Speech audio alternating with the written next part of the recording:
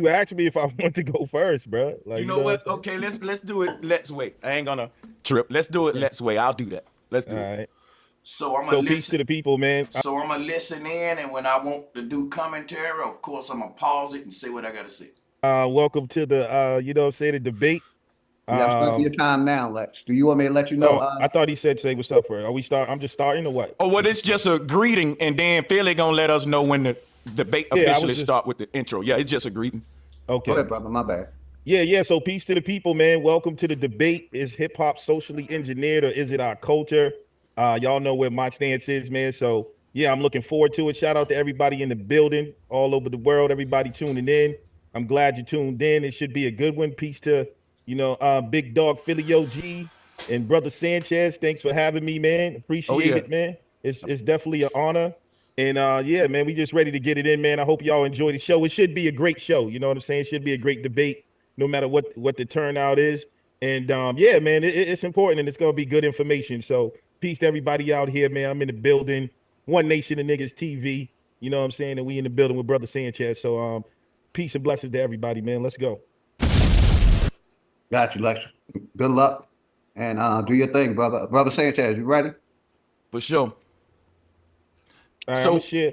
let me know whenever you start the clock, and also Philly, my bad. You got to give us like a 2-minute warning when let us stop us and let us know we got 2 minutes or whatever too.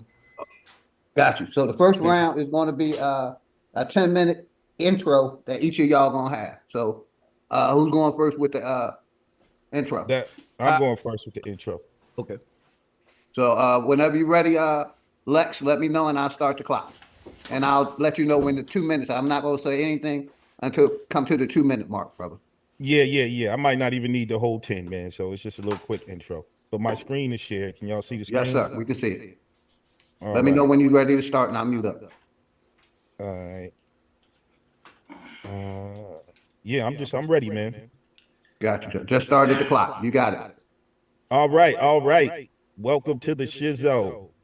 Here we go. Is hip hop socially engineered or is hip hop our culture?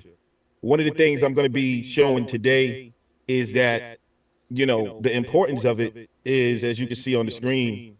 And actually, let me turn this into a slideshow mode real quick. Yeah.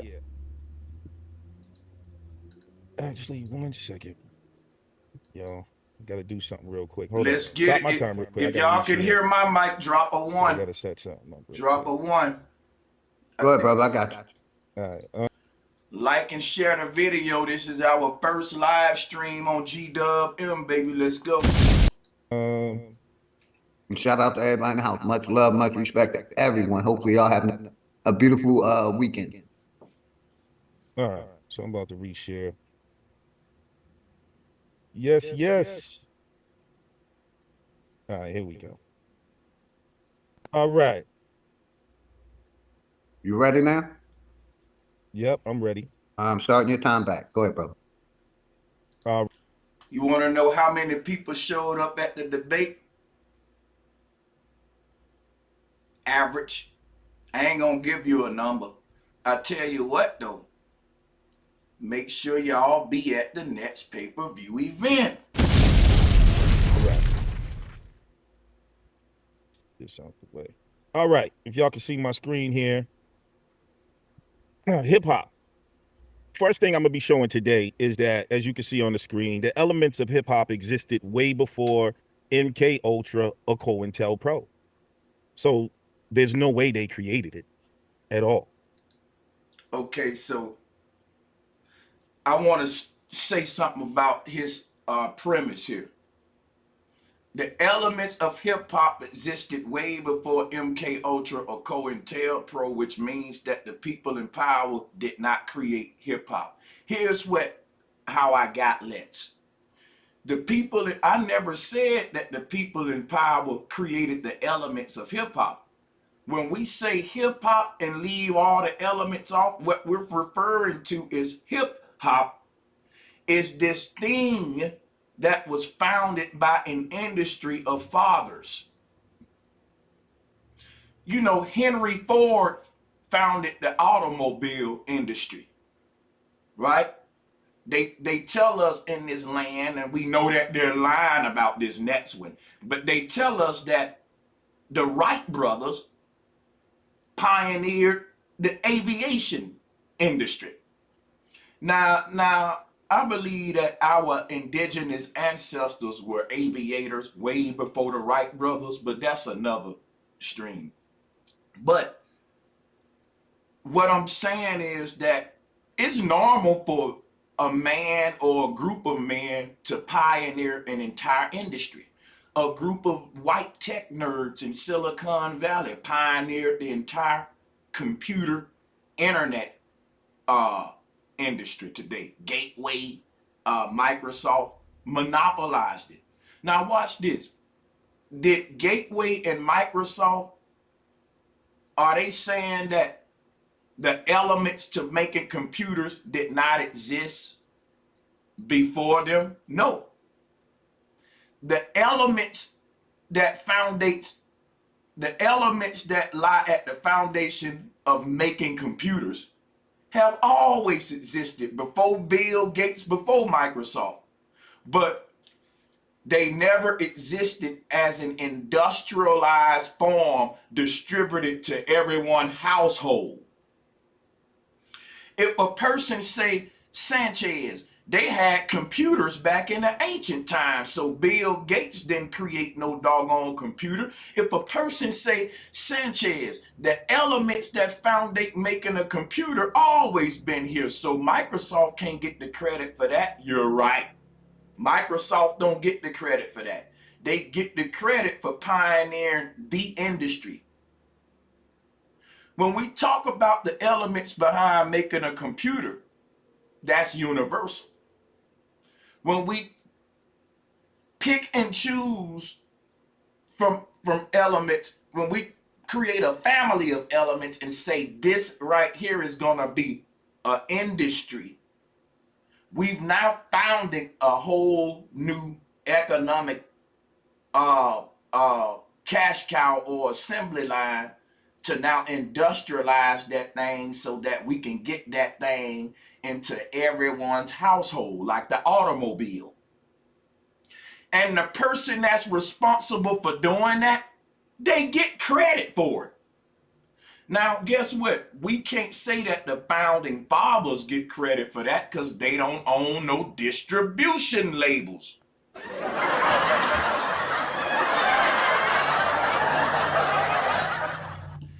This entire debate went over Let's head, but I must say he was a worthy opponent.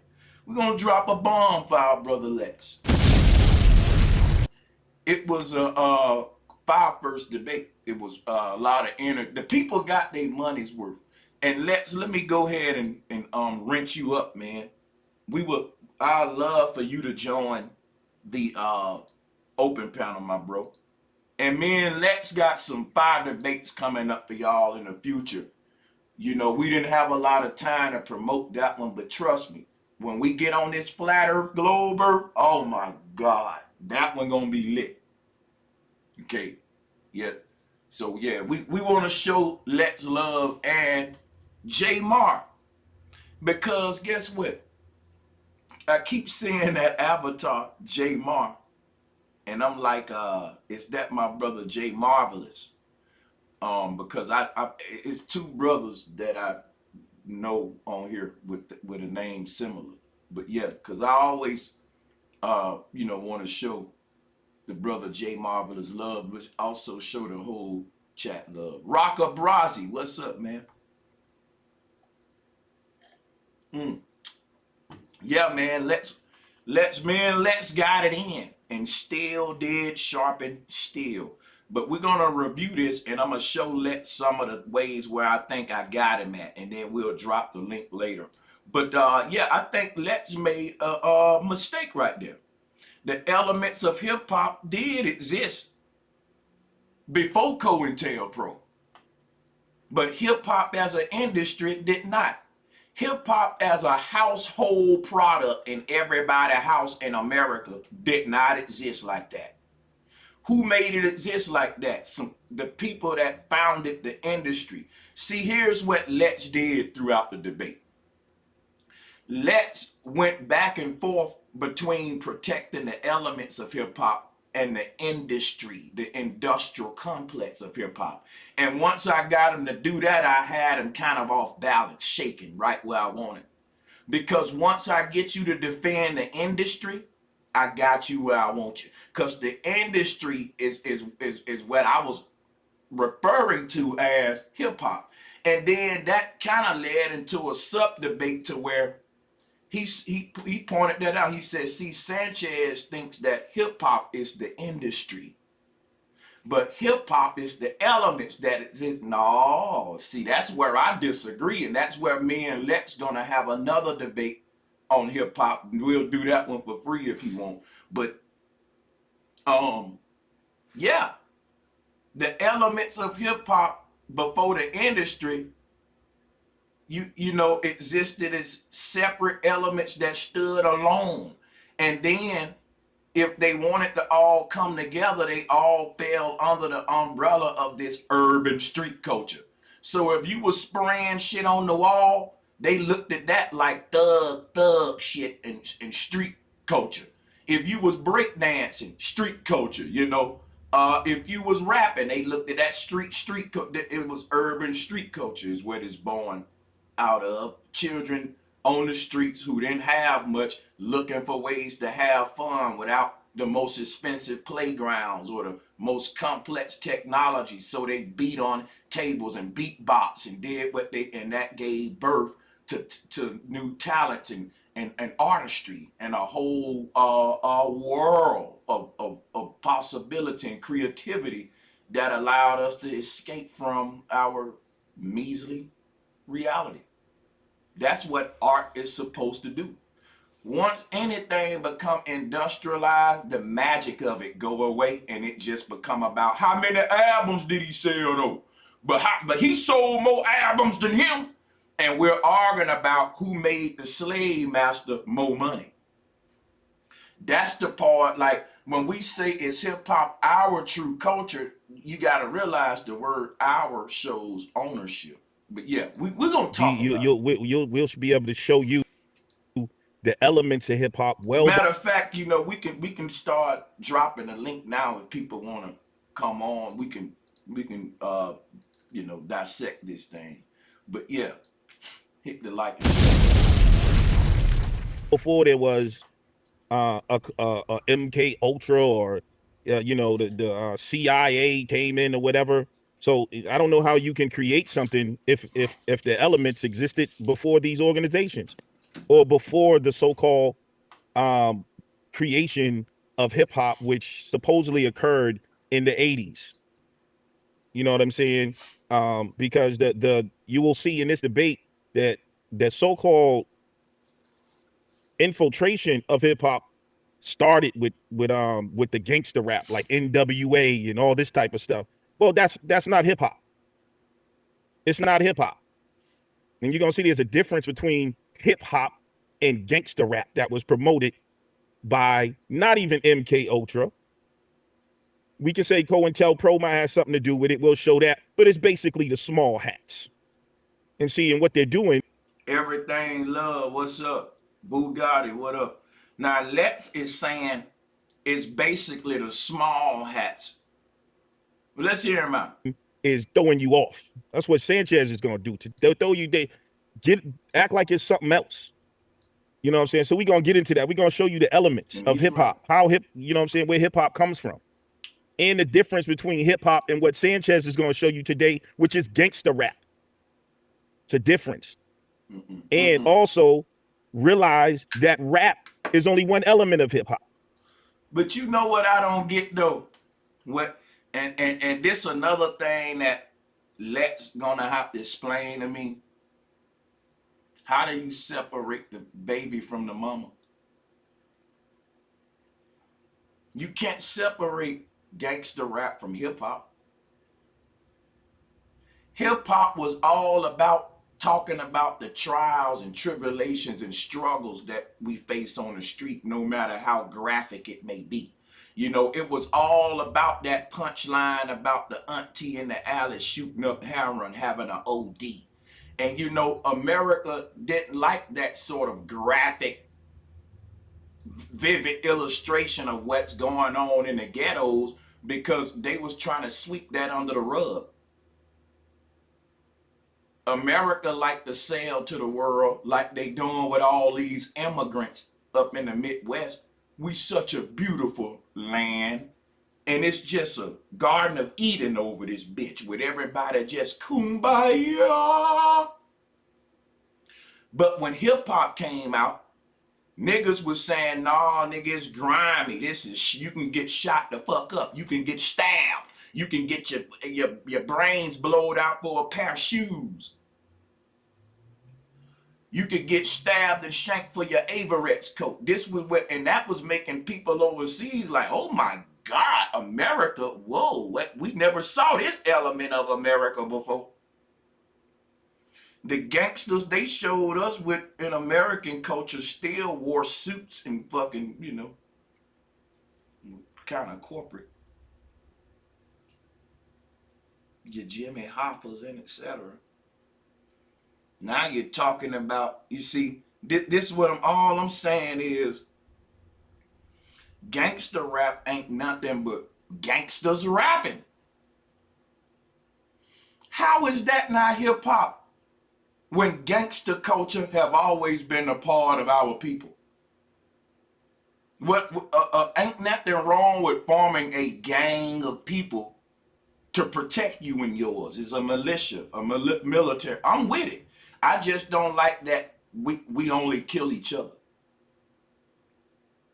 Everybody got their gangs, they militias, they little cliques, you know, but ours only war with each other. But so my thing is, you know, the gangster element have always been part of the street element, and hip hop is birthed from street culture and drug dealers. See, here's what we try to do. We try to act like, man, when hip hop first started, it was pure. And then it got corrupted with that bad old gangster rap. That's a lie. Niggas was snorting coke at the hip hop shows and all that. Quit playing, man. A lot of them MC jive talking niggas, they wasn't rapping about selling dope on the record yet, but they was selling dope. Nigga, you acting like niggas, see, we be acting like the hood didn't always have gangsters, pimps, drug dealers. But when you gave them niggas a microphone back in the day, they said, hip the hop, the hip it to the hip, I'm the tightest on the mic with the back. That don't mean that nigga won't shoot you up and motherfucking sell a bag of dope. Niggas just wasn't rapping about like that trap music when trap lyrics didn't come yet. But a lot of your MCs was still participating in gangs, drug dealing. It just wasn't shit you rapped about. And for a lot of legal reasons too, I can imagine. You know. But I ain't gonna lie, trap music, what it did, it fucked the game up because it just made niggas start snitching on themselves. That's all it did. What trap music did in the South, and I'll admit this, it created the culture of self-snitching. Telling everything I'm doing, how I'm wearing it up, how I'm hot. That Jesus even convicted his auntie on a record. I hid it at his auntie house. So I admit that. You know, so, but you always had, so when niggas found out, damn, I can rap about how many birds I sold on a record and I won't go to jail. Now you got a new genre of music, trap music. Heavily saturated with, you know, but like hip hop just always been an outlet for, you know, young black men to express themselves. And it wasn't limited to non-drug dealing black men or non-gangster black men.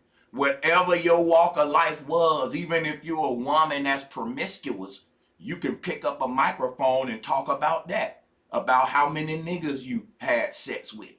You know, we had the freak women getting on the mic back in the day. You had MC Light talking about hanging out at the high school waiting on little boys and shit. So everybody was always able to grab a mic and talk about whatever deviant behavior they was engaged with. And we can't act like it was just all fight the powers that be, you know. So how, I don't know how they socially engineered something when it was already in existence before they even, you know, caught on to the phenomenon of hip hop.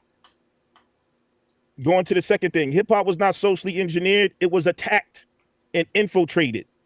That's what happened. It was infiltrated. They had nothing to do with the creation. They had nothing to do with the elements. They had nothing to do with the formation and how hip hop came out of the struggle of so-called Black, Aboriginal, African people, whatever term y'all want to use, Indians. I know there's a lot of diverse people watching. Hip hop has a history of development. And to take away from that development, that's working for COINTELPRO. Hip hop has been under attack since its inception, and there's a reason. And I'm gonna show y'all that today. It was attacked and infiltrated. There's a difference. There's a major difference. And one thing y'all gotta realize today is how rich hip hop is. Why it's even called hip hop? Where does it come from? The elements. You can't have a universe without the elements first. And unless you created the elements, you were not the creator. Now, once you start to manipulate those elements for something else than other what it was intended for, now you are infiltrating and usurping something that had already set the sail. Understand that. I can end the debate right here, really. And I will say that I didn't try to hit the laugh button there. It's on a corner here. So, but I think Let's know that. Salutes to him. You got a lot of people on your side though. I don't think it was just a one-sided debate. I think he had fairly a lot of people with the momentum on his end. Let's hear him out. I can debate. I mean, the debate is over right there. What Sanchez I'm anticipating he's going to do is try to show you all the negative images and try to blame hip hop for the actions of society as if hip hop is mind controlling us. That's crazy. I listen to all type of variations of hip hop and never did I turn on a rap song and go commit a drive-by. You know what's crazy, man? I'm going to tell you something. It's a lot of people listen to hip hop and they don't just go and act out what's in the lyrics, but it's a majority and overwhelming amount of people that listen to hip hop and they spirit different than yours. Like a lot of us, we can listen to hip hop and fine, cool, that we still got control over who we are. What if I told you the average person don't? That the lyrics, why do you think that so you telling me that Black people are a minority, but we fill up most of the jail cells, and that's just because we some evil, violent people? The white man right. We don't have nothing that contributes to the mindset that lead to all these are innocent babies that's born, and they come into the world, and we give them bang bang, shoot them up, Molly music. You telling me a bunch of niggas in Texas that was sipping up syrup, promethazine, overdosing, dying at young ages, that lean culture wasn't perpetuated by chopped and screwed music? That's lying, because I'm from the South and I know what I'm talking about. Niggas just didn't sip lean. They sip lean and listen to screw music at the same time.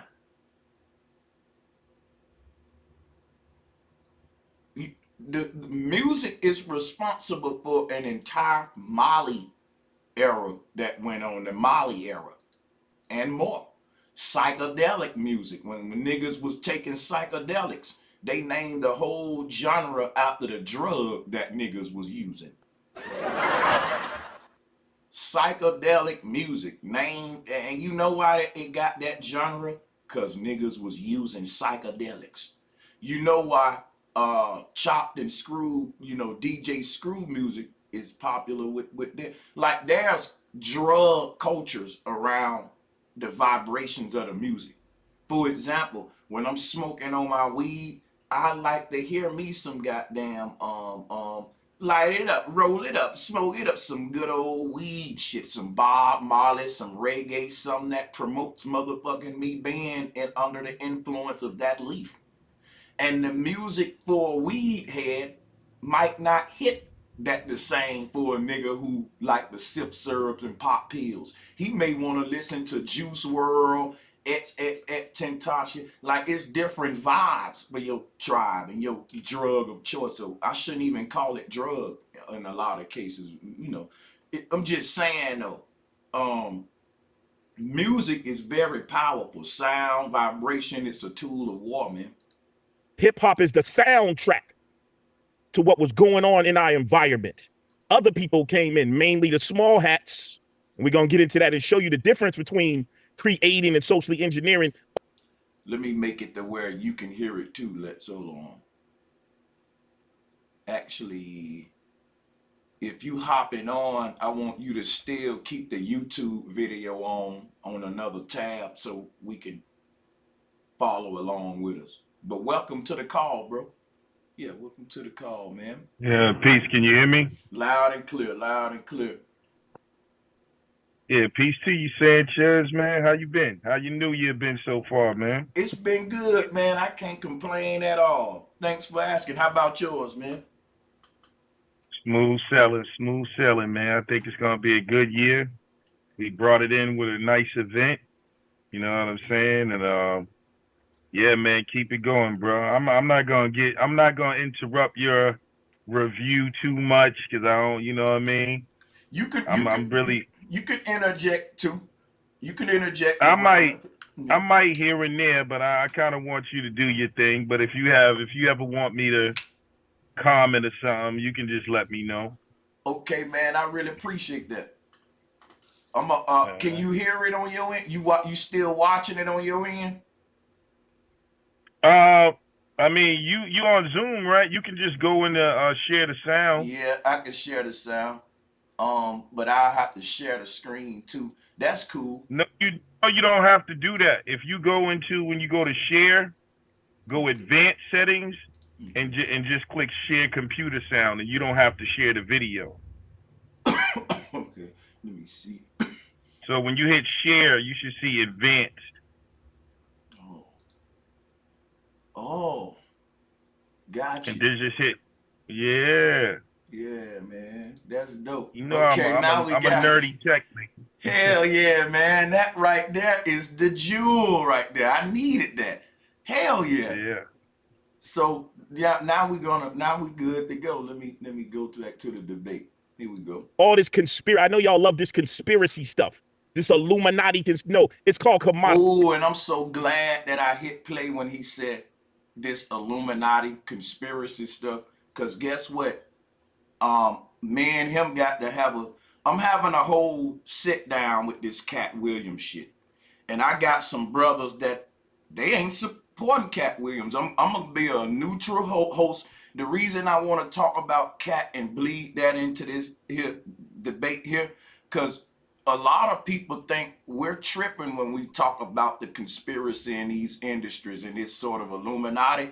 Yet another guy in the industry, Cat Williams, comes out and confirms a lot of the things that us quote unquote tinfoil hatters have been saying. So that's gonna be dope. Yeah, let's modification. That's all it is. And that was done by the small hats.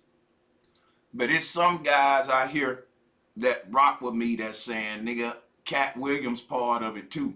And instead of me getting mad, debating them and trying to defend Cat Williams and my emotions, I said, you know what? I'm just going to have a big panel and let the people who think he's an agent speak and the people who want to defend him speak, and I'm going to moderate it. It's going to be big too.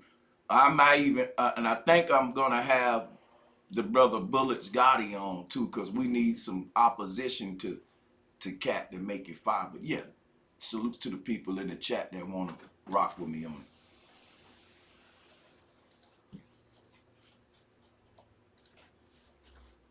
So we're gonna show you got to understand the difference between hip hop and gangster rap. Now they might have socially engineered gangster rap and made it their business to promote that. That is not hip hop. Sanchez. That's a whole debate. Is gangster rap hip hop? Am I my mama? I'm 50% of her DNA. If gangster rap is a baby, is born of hip hop, I don't know where he grew up, but we gonna learn the difference between hip hop and gangster rap today. Hip hop, another point I want y'all to know during this debate, hip hop carried the torch of black liberation, so-called black liberation. You see, I got that in quotes for those who don't like that. COINTELPRO is always leading our liberation movements, though. Inherited the struggles before it. It was birthed out of what was going on. It was birthed out of the civil rights movement. It was. Now you either gonna think I'm a coon or that I'm just too paranoid, but I think that I'm just my third eye open. Birthed out of the Black Panthers movement. It was birthed out of all of these, all the liberation talk, all the rebelliousness. Hip hop is the child and carries the torch of that. That was the original hip hop. And I kind of disagree. I don't think hip hop was our well, I don't really disagree with that. Hip hop was like the face of black liberation. But what I'm saying is I don't think it was born out of black liberation. It ain't the child of it. It was the voice of it. I don't think hip hop was our response to the oppression that was going on. I think it was more like an escape from it. You know, where you don't want to deal with it, you want to escape from it. I don't know what this man's going to tell you about today, but I'm telling you, it is wrong. The debate is over already because there's no way that you going to ignore the foundation of what we call hip hop. But by the way, hip hop is a military term that was used by a man named Cowboy. It's a military drill. Sanchez should know that. Hip hop, 1, 2, hippity. That's where he got it from. You taught me some with that one. I ain't gonna cap though. That, and you can tell that that's the same cadence too. I'll drop a bomb. Never peeped that I was in the military. We're gonna show you that. See, there's a lot of rich history that our children don't know. That's why they led astray. Some of you country bunkins, I don't know if y'all understand what hip hop is about or where it came from. I don't know what this New York hate or whatever. But guess what? It didn't even start in New York. The elements come from the Carolinas. Sanchez. I want to take that line and really, like, it was so many Jews in this debate, man. If you missed this shit, you missed out, because that's why I said he was kicking. Lex can really be a hip hop historian, but because he's so like I love hip hop too. But I'm going to admit that it's MK Ultra, though, and it's used to mind control. Now, people may say, well, it can be used to, just like a gun can be used to kill, it can be used to heal or protect a person. I believe hip-hop is at a point where now it can only be used for the enemy purpose. And we got to make a whole nother name for that shit and create a whole nother face for it if we want to be different at this point. But yeah. Brother Lex, you got 2 minutes left. Oh yeah. Hip hop is not only I won't even say created out of this. I'm gonna have to change that language for y'all today. Sanchez, Hip hop is. Yeah. can I say something real quick? Yeah, go ahead. Yeah. When you hear, they don't call this music hip hop. They call it rap music, drill music. They don't, what you're talking about, I don't believe is labeled as hip hop. When you go to buy an album, it's not listed under hip hop. It's listed under rap music. Hip hop, and that's what I'm saying. I just think hip hop is more than music. So when you know, I just want to add that. So I know a lot of your emphasis was on the music. So I just want to add, that's why I added, you know, the other elements. So the music is still only one genre. I just wanted to, and when they talk about music, they don't call it hip hop because it ain't hip hop. But go ahead, brother. But what about subgenre? Gangster rap is a subgenre of hip hop, right? I mean, you can say to some degree, yeah, but that's the part that was engineered. That's what I'm saying. Like we always had. You remember EPMD? Yeah, Eric Sermon them. Yep. Yeah. Remember they had a song called A Crossover. So the underground was always aware of what was going on. The real hip hoppers, that's why we have something called the underground. Like you're underground. Your beats are underground, your music's underground. That's hip hop. So that's the difference I was trying to stress, brother. And see, that's where I said, see, the underground ain't got nothing to do with the founding fathers. That's the industry shit. The underground is grassroots. That's the shit where you were saying it was people all over the world rhyming or doing some form of hip hop in their own right. But the industry as we know it come right up out the Bronx, out of New York with the founding fathers. When you started to name them in a debate, and see, that's the thing where people trick with me at, because like I don't really respect the founding fathers of hip hop, and that got me blackballed, right? So that buried me underground, because I'm saying that what they founded was the industry shit that sold the culture out to the small hats. Yeah. And you know, those are really, even the ones they call the founding fathers of, you know what I'm saying, that are popular, they're really the second tier founding fathers. Like you said, that's, you know what I'm saying, that the industry, but like DJ Marco's the first DJ, bro, not Kool Herc. Bambaataa inherited the DJ and the stuff from DJ Marco, and you know, the Black Spades and all of that. That's what I'm saying. And even like when you talk about the first rappers that you know in the industry, they inherited. There was people before them that we ain't even heard about, don't know about. That's why the history is important. You see what I'm saying? So Bambaataa is considered a founding father, and I would say he is, but he's, you know, that's just like, you know, saying it's almost like saying Farrakhan is the founding father of the Nation of Islam or something, because he made it commercialized, or like Malcolm X is a, but no, that would be like Elijah Muhammad and the other people that you never heard about that was going door to door before the Nation of Islam became possible. You never hear about them. So when it comes to the founding fathers, not many people know about DJ Marco, who was actually the real founding father of DJing, and who Bambaataa and them, that would be their founding father. You see what I'm saying? So depending on the time frame and reference, that's who you going, you know what I'm saying? So yeah, in the industry, there's certain people that are known, but just like, you know how you go deeper in the history, the same thing has to be done with hip hop.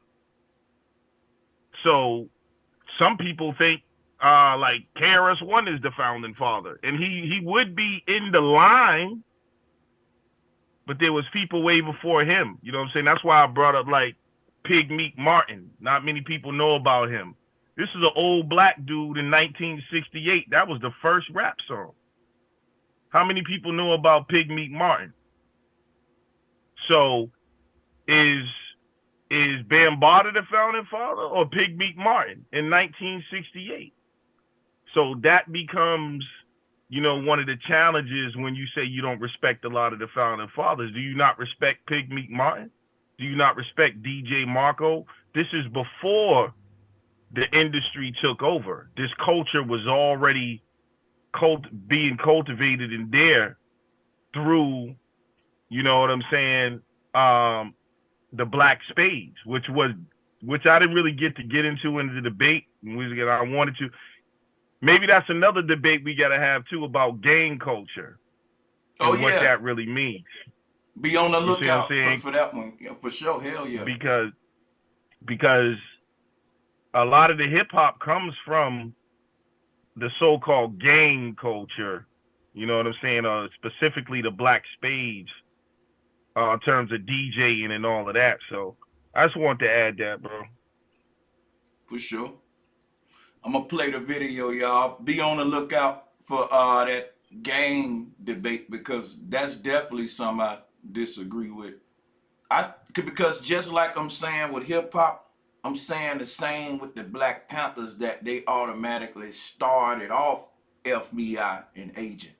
And yeah, you know what I'm saying? But you know, I'm open ears to hear, and we'll drop the link out in a minute. We'll have a round table with me and Lex gonna tackle it first. Let's get it. Genetic memory from ancient culture revamped. Sanchez needs to learn that today. Hip hop is not even totally new. It's an update to things that were already going on. Sanchez has to learn that today. You're going to put some respect on hip hop name and respect on what we created.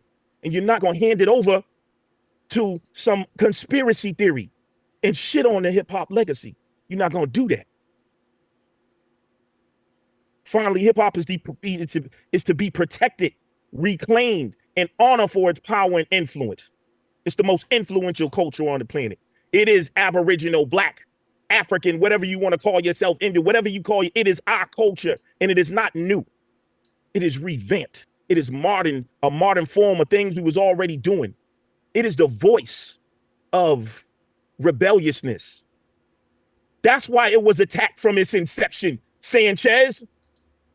It wasn't socially engineered from its inception. They seen the power it had, along with a lot of other elements that we're gonna talk today. We even gonna talk about even the gangster rap, how the early gangsters were righteous. Got 10 seconds, brother. We're gonna talk about that. The gang culture that they promote today. That's not what it originally was. Time. And guys, the debate was 3 hours. I think I'm only gonna review like an hour and a half, but you can watch the whole debate on this channel though. It's uploaded on this channel. But make sure y'all come out to the next one, yo, because I'm not gonna always, re-upload them or whatever. But appreciate the people that showed up. Peace to the people. We're gonna get into all of that today.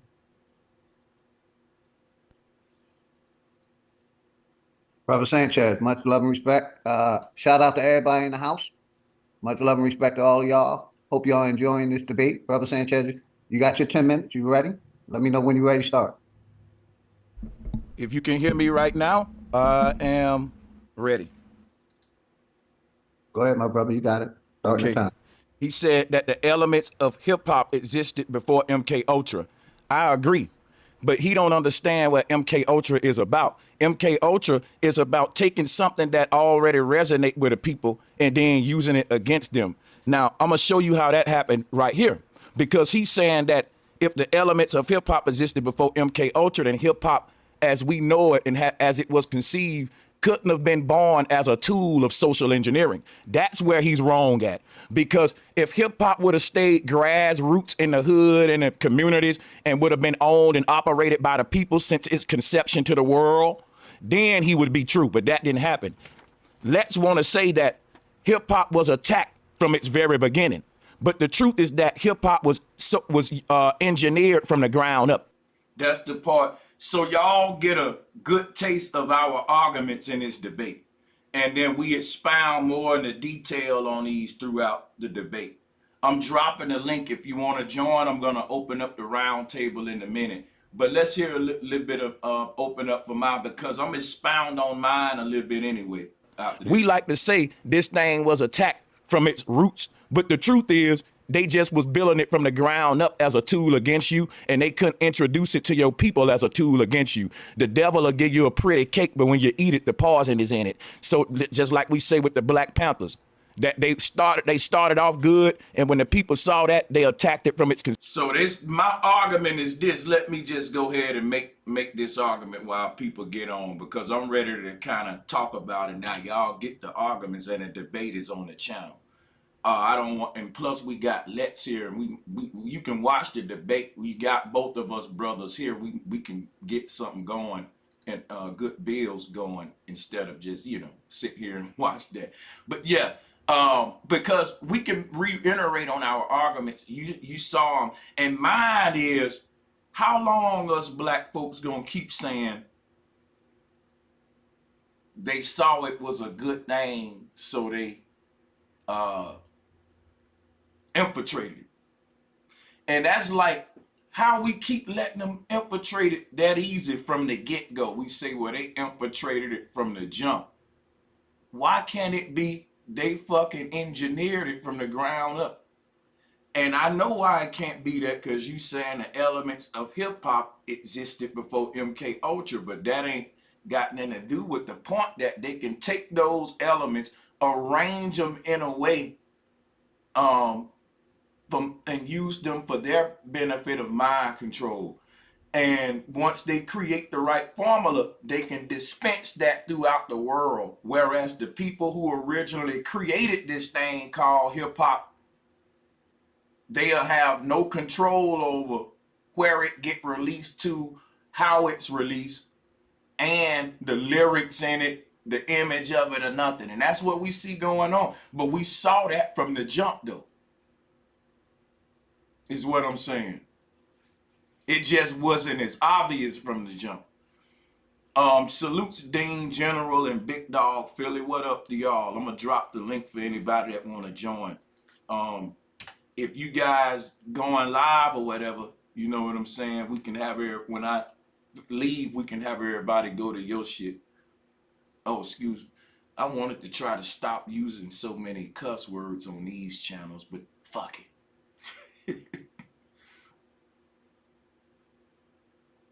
Yeah, man, we're gonna have a good bill, man. People say, well, the gangs were protecting the community at first. And but I hear little rumors that they were kind of terrorizing it too. You know what I'm saying? Kind of like how the Mexican cartels do. People say, even in Mexico, the cartels aren't bad. They protect the people. They help the people. But, that's where the damn abuse victim say about her abuse. He's not that bad with a black eye and shit. I'm just saying that I think a lot of these groups, like, it's so hard for me to see how it started off as a Black Panther group, a bunch of gangs helping the community, doing the right thing. Now they on demon time selling dope to each other's aunties and shit. And the white man did that. I think about this, right? The gangs, the big dope dealers, all that to this day, they give away shit. They give away backpacks. They give away food. They may even come through and lace niggas' pockets. And just like the cartels, they get praised for that. Like in the hood, the dope boys, the niggas, they give back out. You know what I'm saying? The thing is, that's what the original gangs and mobs was doing. They didn't appear like people that was exploiting the community. They always looked like they was giving and, considering and shit. Politicians do that too. I'm thinking that this is, the same formula that gave birth to, these street militias. Why would the government allow a bunch of black men on the street with assault rifles and during a day when they was lynching niggas and spraying them with hose pipes? Well, they didn't allow them. They were, and there's some truth to what you're saying. It wasn't like all of these people were saints and they just didn't do nothing wrong. And this is, I think, when we start to take away from ourselves a little bit, and we just, the white man is not God. You know what I'm saying? And he's not responsible for everything. He is responsible for a lot of the wickedness that happened to our people. But people like the Black Panthers, the government didn't allow them to do that. They stood there doing that, standing on like constitutional rights, but they tried to stop them. They got in shootouts. They killed them. They targeted them. They assassinated them. You know what I'm saying? They were going around straight up having shootouts at the Panther, locations and stuff like that. So, the government just didn't allow them to do that. So, I think that we got to have a balance in that. And our people didn't just always sit around and get slapped around and just did what they was allowed to do. The Deacons of the Fence didn't do that. The Panthers didn't do that. And some of our mothers and fathers didn't do that. We was whooping white ass the whole time, even though we, was up against a David and Goliath type situation. And there was corruption too. There was, we had a black dude come out, the videos out there, and admit that he was a government plant in the Panthers. You know what I'm saying? He was arranging meetings and doing all type of stuff, working, for the government to infiltrate the Panthers. You know what I'm saying? They assassinated Fred Hampton. And then they did the same thing happen to the Panthers that happened to the gangs, my brother. With the influx of drugs changed everything. Now, does that make an excuse to say, well, just because someone gave you the drug, obviously you didn't have to do it? But it just didn't affect Black America. It affected all America. People didn't know what crack was. They didn't know, how addictive that was going to be, and heroin and all of that. So that was a part of, and it's actually in their records that they was going to neutralize the Black liberation movement with drugs. And a lot of it worked. That's why a lot of them old leaders ended up being strung out, Then you had, where they flooded the community during the Reagan era with the drugs. And this is where you get this is where it starts to turn, whenever that money get involved, to a lot of people getting involved in the drug game. And that changed everything. Once, the love of money and, all of that came into being. So you have a people in a situation a lot of times in poverty, and you introduce and flood the neighborhoods with drugs. Now, a lot of the people who are not aware, just the ignorant people, and they just want to make money. They don't really care about the community or nothing, some of them. So, and then, so it's a lot more complex, Sanchez. And I just think, I don't even disagree with some of the things you say. I just think that when you put things a certain way, there's certain people listening that, that don't have the Black community in the highest honors, and you got a lot of secret racists out here. It's just like Tommy Sotomayor. You know what I'm saying? He was really speaking when he was always downgrading Black women and like that. There were people paying him to do that. A lot of the white culture, they wanted to say those things, and they used Tommy to do it. So when we just dismiss those movements as if they were all just bullshit and all that, I think it takes away from the stand-up people who was really about that life. There was brothers that was really about that life. You know what I'm saying? The government didn't allow them to carry guns. They carried it. And some of them was busting it for real.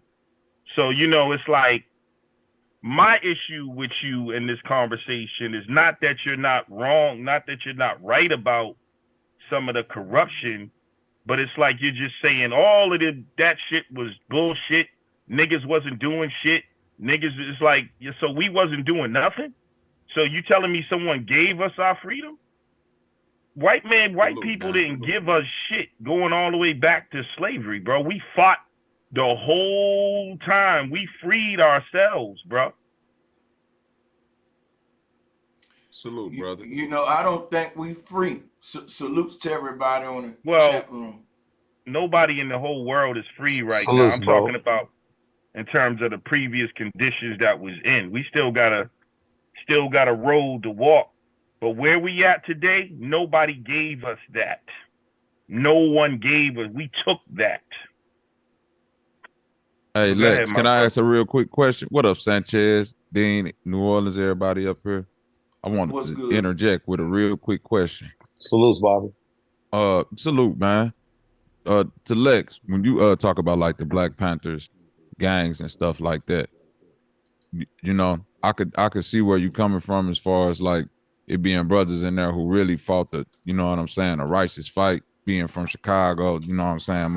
My father grew up with the, you know what I'm saying, the Fred Hampton Black Panther era. But one thing my father even taught me is that as people got older and kind of recognized that the majority of the brothers in the Black Panthers, like in Chicago, like it's Bobby Rush and, you know, all of these brothers that's like in the political sphere now that was once Black Panthers, like Angela Davis and all that. He told me that the majority of the people was like COINTELPRO infiltrators, and you had real niggas like Fred up in there, and you know what I'm saying, maybe Bobby Seale and all of that, but the majority of the ones that was running it and, you know, doing what they was doing was planted by the government, and that's why the ones who was really about that life was getting killed within those organizations by the ones who was really running it. The majority, the ones put there by the government. Hey, All right. salutes to, let me just say, salutes to TG. Thank you for joining the channel, my brother. Appreciate that.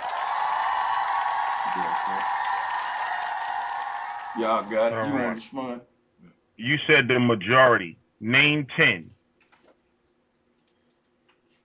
You know how big the Yeah, I mean, like, you can't, you know, say it wasn't the majority because it don't take them. It was the minority that was infiltrators, bro. But that's what makes it so dangerous. You can't say the majority. You know how many members there was across the nation? So we know exactly from the records who the infiltrators was, and they were definitely the minority. But it only takes one dude. I can have a well, I think when they talk about like Bobby Rush, Bobby Gore, Stokely Carmichael, Angela Davis, you know, even in parts I heard of Feeney Shakur, you know, I had to go back and look up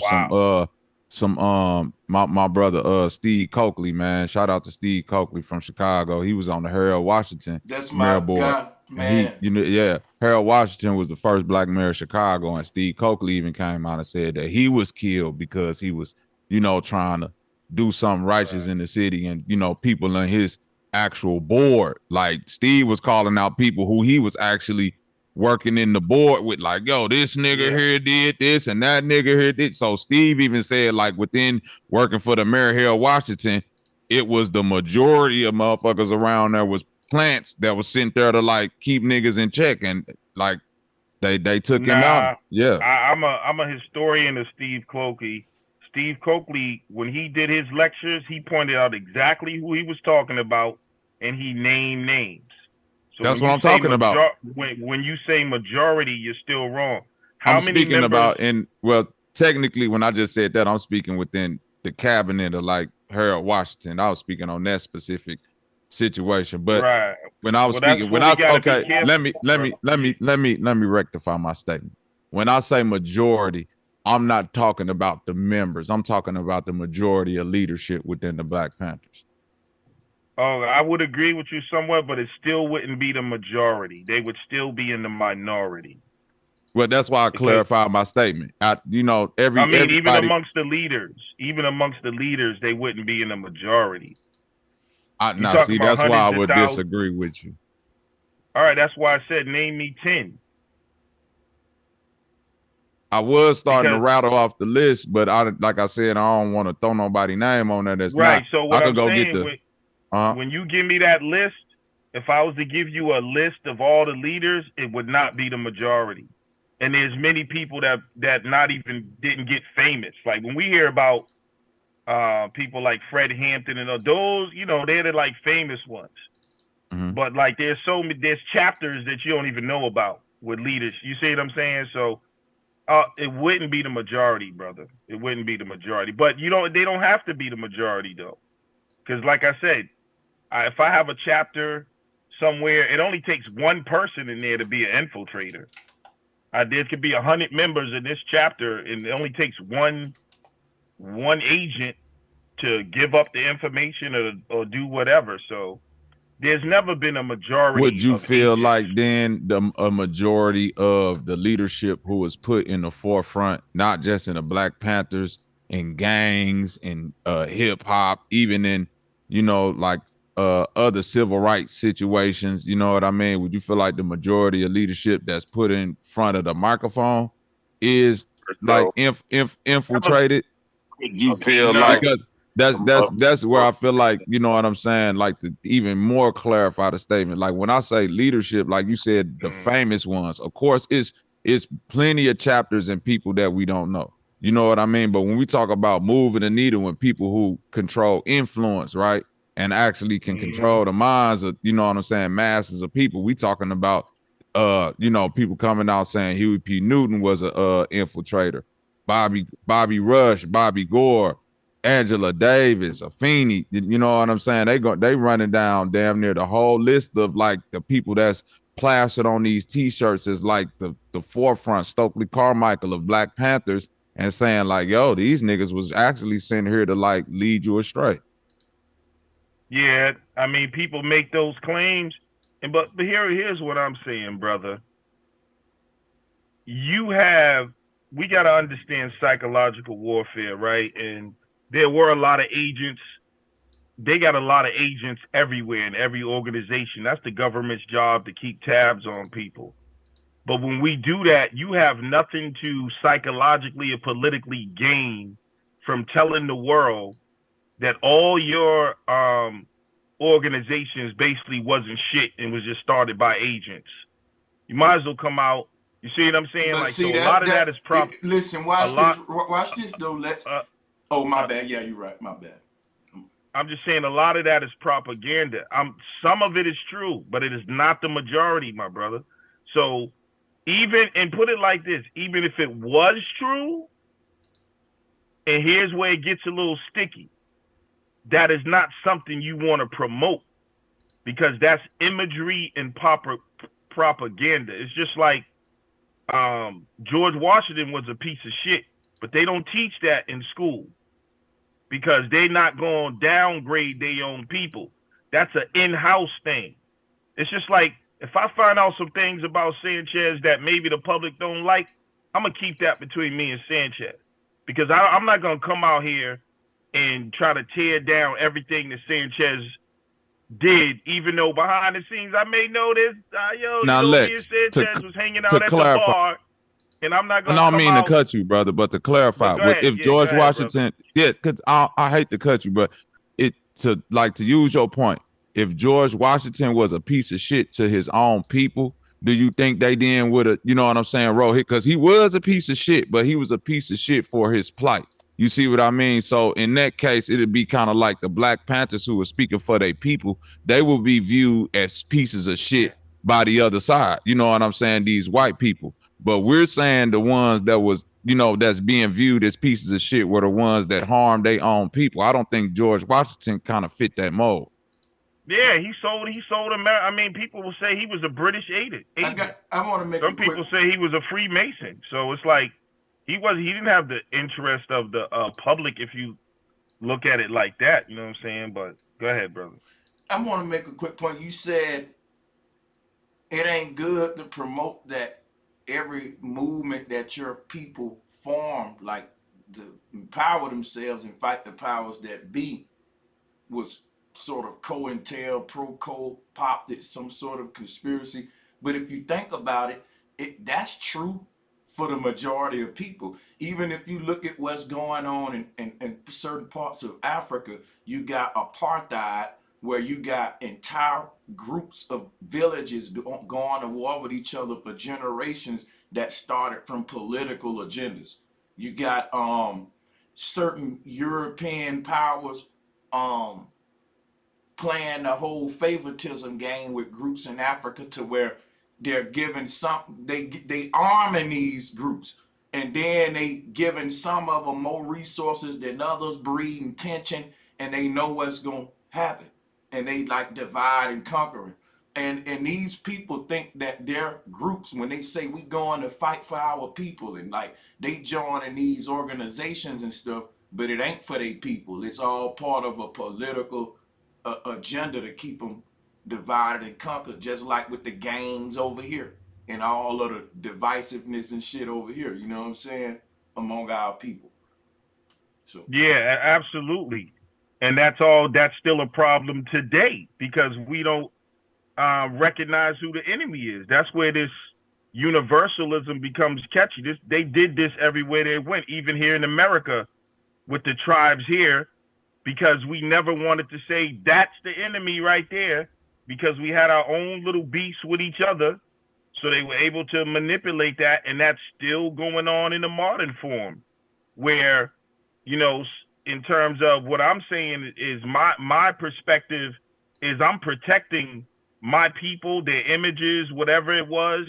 You know what I'm saying? I'm gonna do the best I can to protect those people images, and I'm gonna shine the light on the real culprit.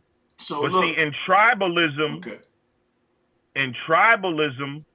just like when they came to America, the Choctaw, the Chickasaw had beef, and so they never really seen the Europeans coming in as their enemy. They was like, nigga, well, the Europeans my enemy, you my enemy too. We're gonna take the best deal. See what I'm saying? And that's where the problem comes in. I think yeah, I just think if we want to protect our image, we got to detach ourselves from hip hop as an industry, because the industry promotes us a certain way and we don't got no control over that. But I think what happens a lot of times, we defend the industry because we think we created it. But I agree with you, what we created was the elements. So when those elements came together and was distributed throughout the world, that's something else that we didn't create. And that's the thing that we want to take credit for, though. Yeah, I don't protect the industry. No Hey, different Lex, from Can I ask you a when question Cat when you finish? Williams is a comedian. Cat Williams is exposing the industry, not comedy. He's still doing comedy. You know what I'm saying? Hey, But what's up? shout out to OG Philly. Lex, I want you to, I'm having a power panel on my main channel about Cat Williams. I'm going to have a couple of 5 names on there, man. I'd love for you to participate in that. Bobby, you too, man. Whoever else want it, whoever want the smoke with it, you know. Go ahead, OG Philly. Welcome. You know I want smoke. Much love and respect to everybody on the panel, Brother Sanchez, everybody in the chat, Flat Motherfucking Power to the Flat Power family. I had a question. Lex loved to bring up conspiracy theories. Is it a conspiracy that they want to separate the people? Yes or no, brother? And I'll move on. Much respect to everybody, man. No, I'm definitely believing conspiracies. I mean, conspiracies are real. Like, you know what I'm saying? But where we apply them is different, and then there's really nuances that you have to be careful for. Because yeah, they want to divide the people, but what people do they want to divide?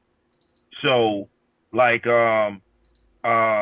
if you're talking about like the Rainbow Coalition, I say they want no, to divide all people, brother, not just a certain group of people. They want I don't. all of us to be divided by one form or another.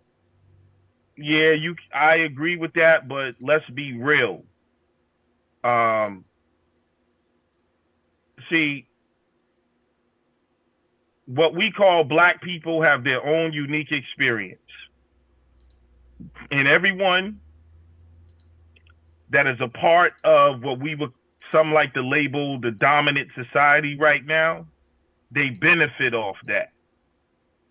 So if you really about people not being divided, then you got to give up the benefits you got from that division. So if you're a white person, fine, I respect you as an individual. But if you inherited millions of dollars of wealth from what we're talking about, and you come to the meeting talking about they want to divide us all, well, you need to take that millions of dollars you got and divide it up amongst us, since you want to be so united. Don't take, you know what I'm saying? So that's where y'all have to be careful, because I believe there's righteous people in all races and all that. But when y'all try to denationalize this situation as if our people don't have a unique battle, and that most of these people, even that talk that unity, they don't give up the benefits. You know what I'm saying? They don't go in the bank and say, don't give me the loan just because I'm white. Yeah. You see what I'm saying? So you got to be careful with that, man. We don't have any friends, and so, you know, it becomes a slippery slope. But I believe eventually, as we raise the vibration to divinity, that one day we will reach that utopia. But we got to be realistic in this current social political construct as a people. These, you know, we got some people that rock with us from whatever race, creed, and color. But let's not be foolish and act like, oh, it's all dandy and we all trying to come together. Well, that means you have to, if you want to be a part of the rebellious tribe, then you got to give up your benefits and split that with the tribe. If you want me to believe that you want to be a part of the tribe. Salute to the panel. Salutes. Salute, Lex. I got a question for you. Salute, Peace, brother. G. What's up? Who's this? Who am I speaking with? Dean Oh, Dean. from Oh Washington, my God. D.C. What's going on, Dean? From D.C. I seen some of that. What's up, Dean, yo? How you doing, man? Hey, salute to you, sir. That was a good debate, man. I learned a lot. That's what's up, man. So just like, you know, traveling, going to other countries, you know, last 20, 25 years. And when they see you, they pull up on you with the slick handshake and all that. I'm like, you see what hip hop done? These niggas think we rappers and shit. And then you gotta debrief motherfuckers like, stop playing with me. Hip hop didn't do that, yo. Nah, hold on. You know I'm from DC, right? So I could go deep. You know, back in the 80s, since we had go-go, all that scratching and all that wiki shit, that shit was whack. 40 miles, 100 miles down the street. Hey, dude, you gotta be careful. Everybody wasn't in love with that whack shit.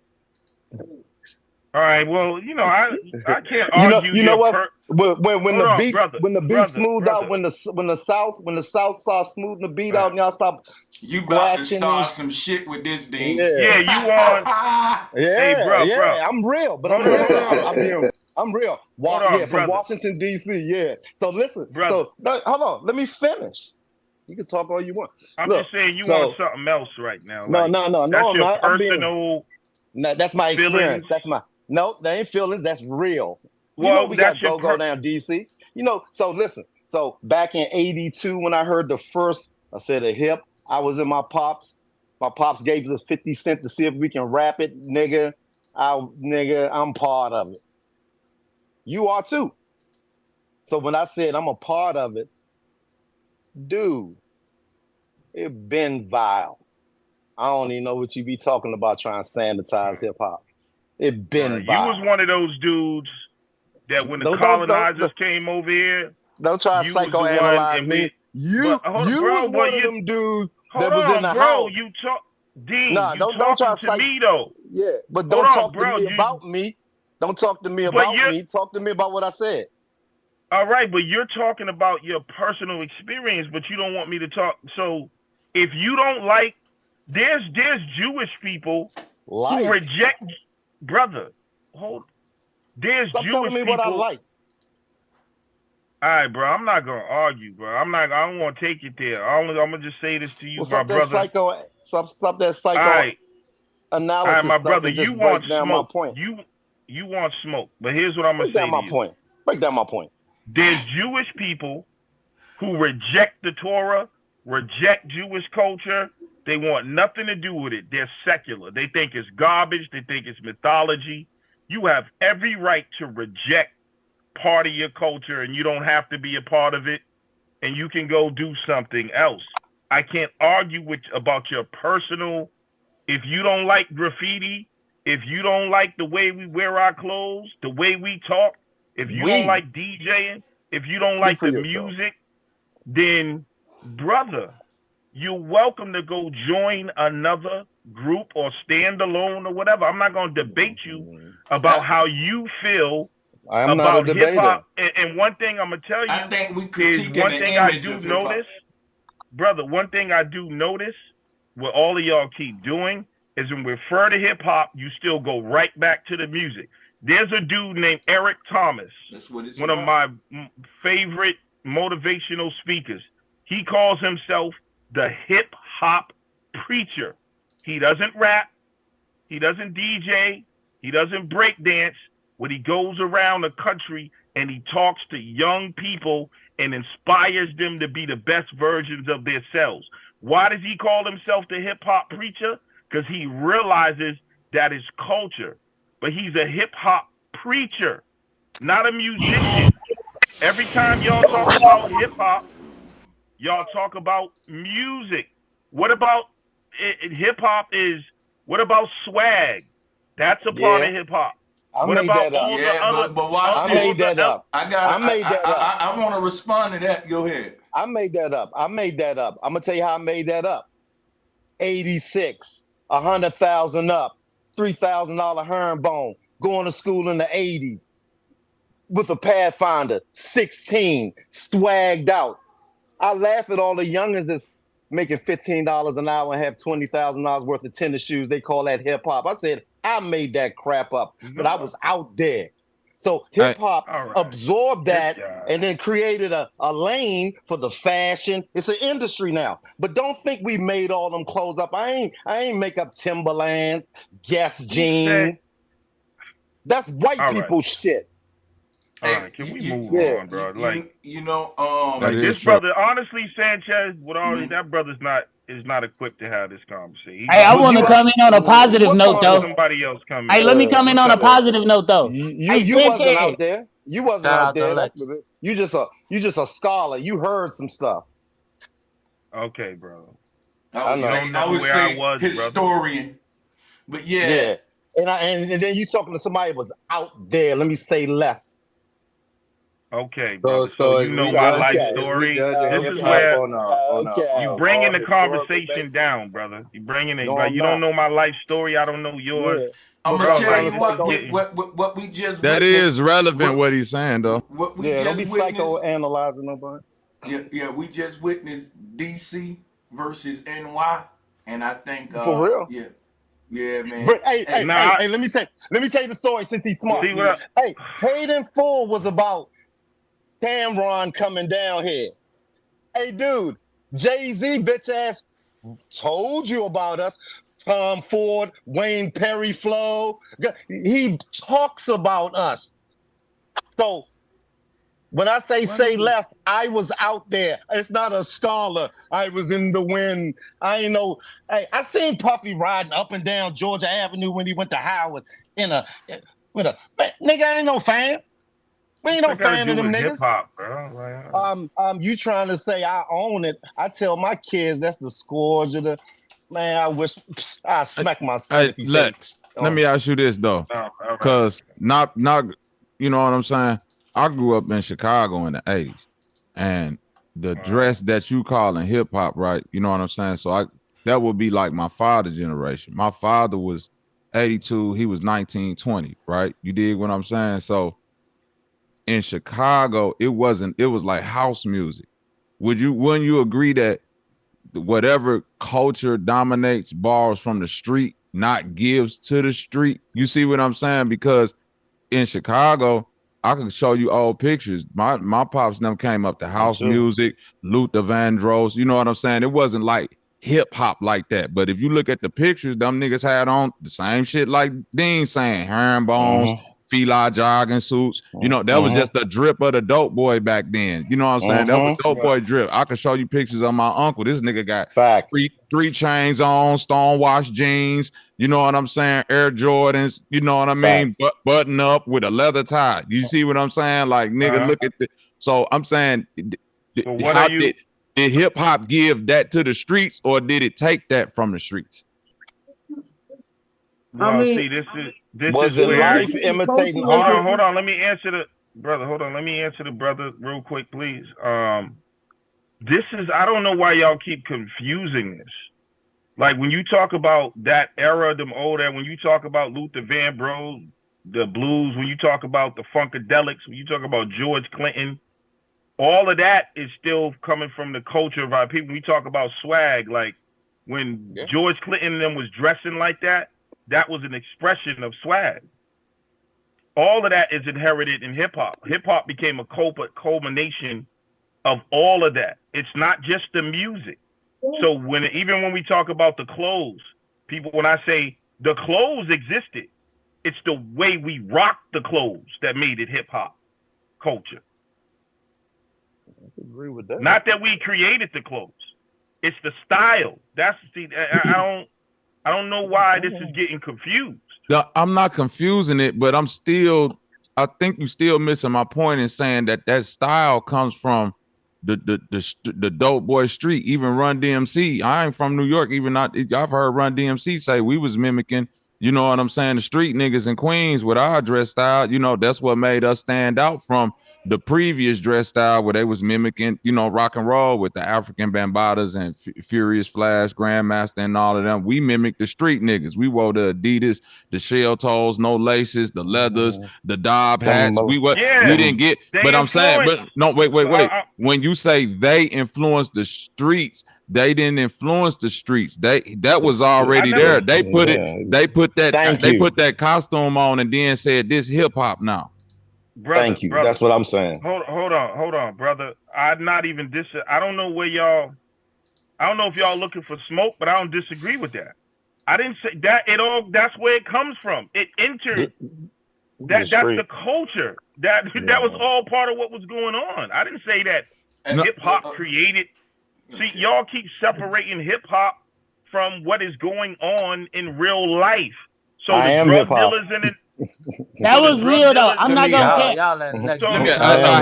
I have to separate it. That's why I clarified. Wait, brother. No, you don't. Listen, the drug dealers are a part of what we seen and was going on in our neighborhoods. So it is a part of what was expressed. It's all together. So it's not like I don't really have no disagreement with you, brother. I have another question for you, Lex. Salute, Bobby. I got another question for Lex.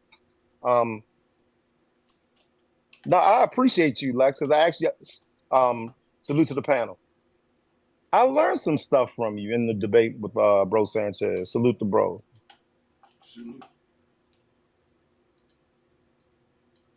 What'd you learn? I think Lex kind of right on. I learned.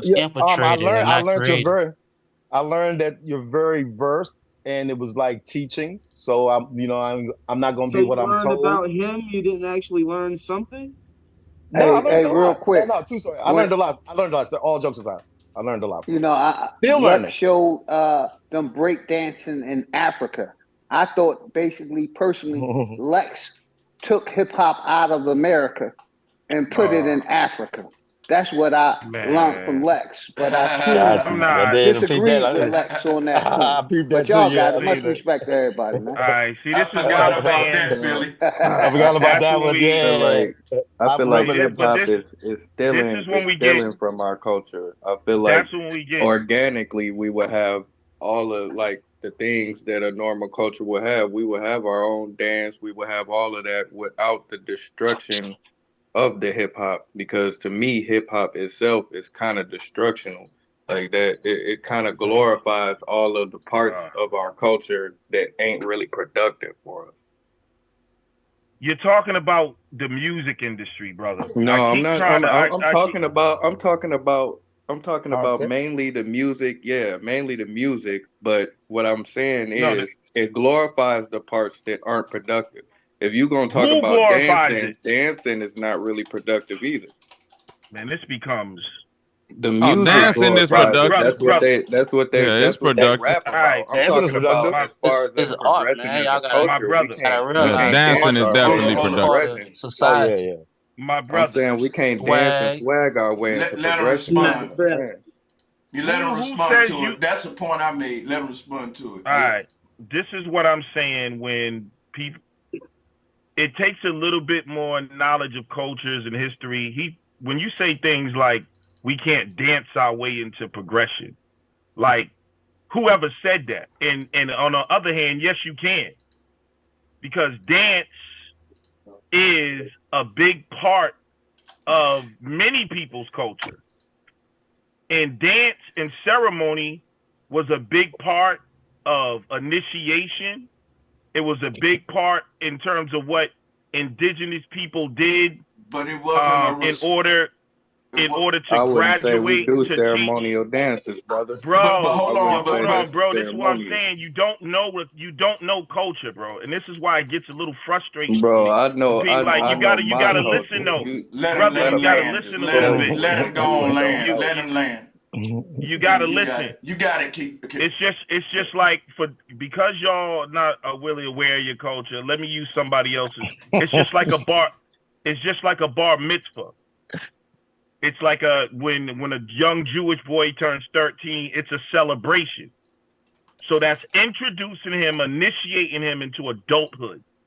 And that is dance and celebration. So whoever said, why when it comes to our people, well, you can't dance your way into progression, whoever said that, why would you even have a self-hating notion as someone said they're going to dance their way into space? Everyone dances. Latin people dance. They do that. They have a dance in Ireland. Let me clarify. Bro, they have a dance everywhere. Why are you demeaning your own dance to say we can't dance our way into progression? Do you look at the people in Ireland, say, oh, they can't dance their way into... Bro, that is just ridiculous, bro. But you know what? I'm going to leave that alone because I can see I'm not going to be able to tolerate this. I can tell, bro.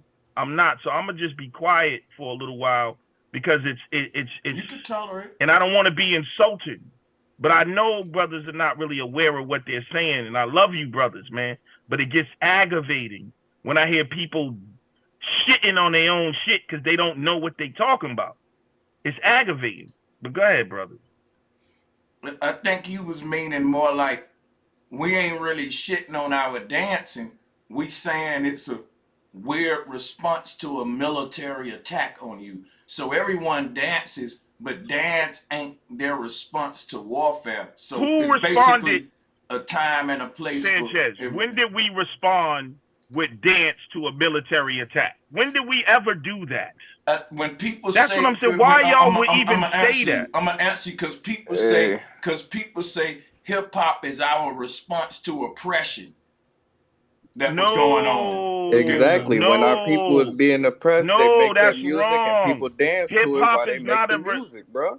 Hip hop is not it's like, it ain't like somebody came in and started shooting at us and we responded with hip hop. Niggas start pop like it was. Damn near.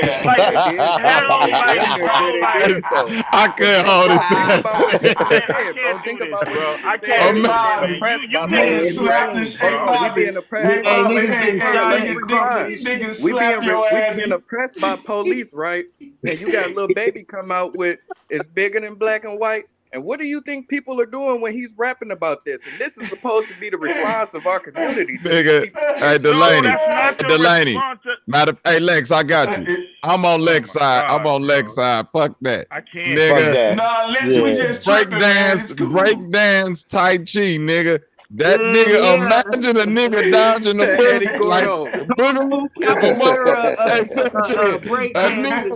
that nigga 15 of Hey, your Bobby, a finest nigga elevate soldiers. and start kicking your ass. Go ahead, Bobby. Send What's 15 good, of your Silas? finest Yeah, soldiers. Salute OG y'all Leo. know, breakdance was our ancestors' way of creating their own portal so they can jump through dimensions. I So knew when this. they I knew dance, this they nigga raise was I their knew finna he voice. go was with gonna the. go Y'all didn't know there. I that? knew my Something like nigga. that. I knew my Oh, nigga Silas was finna open up the mushroom oh, pack.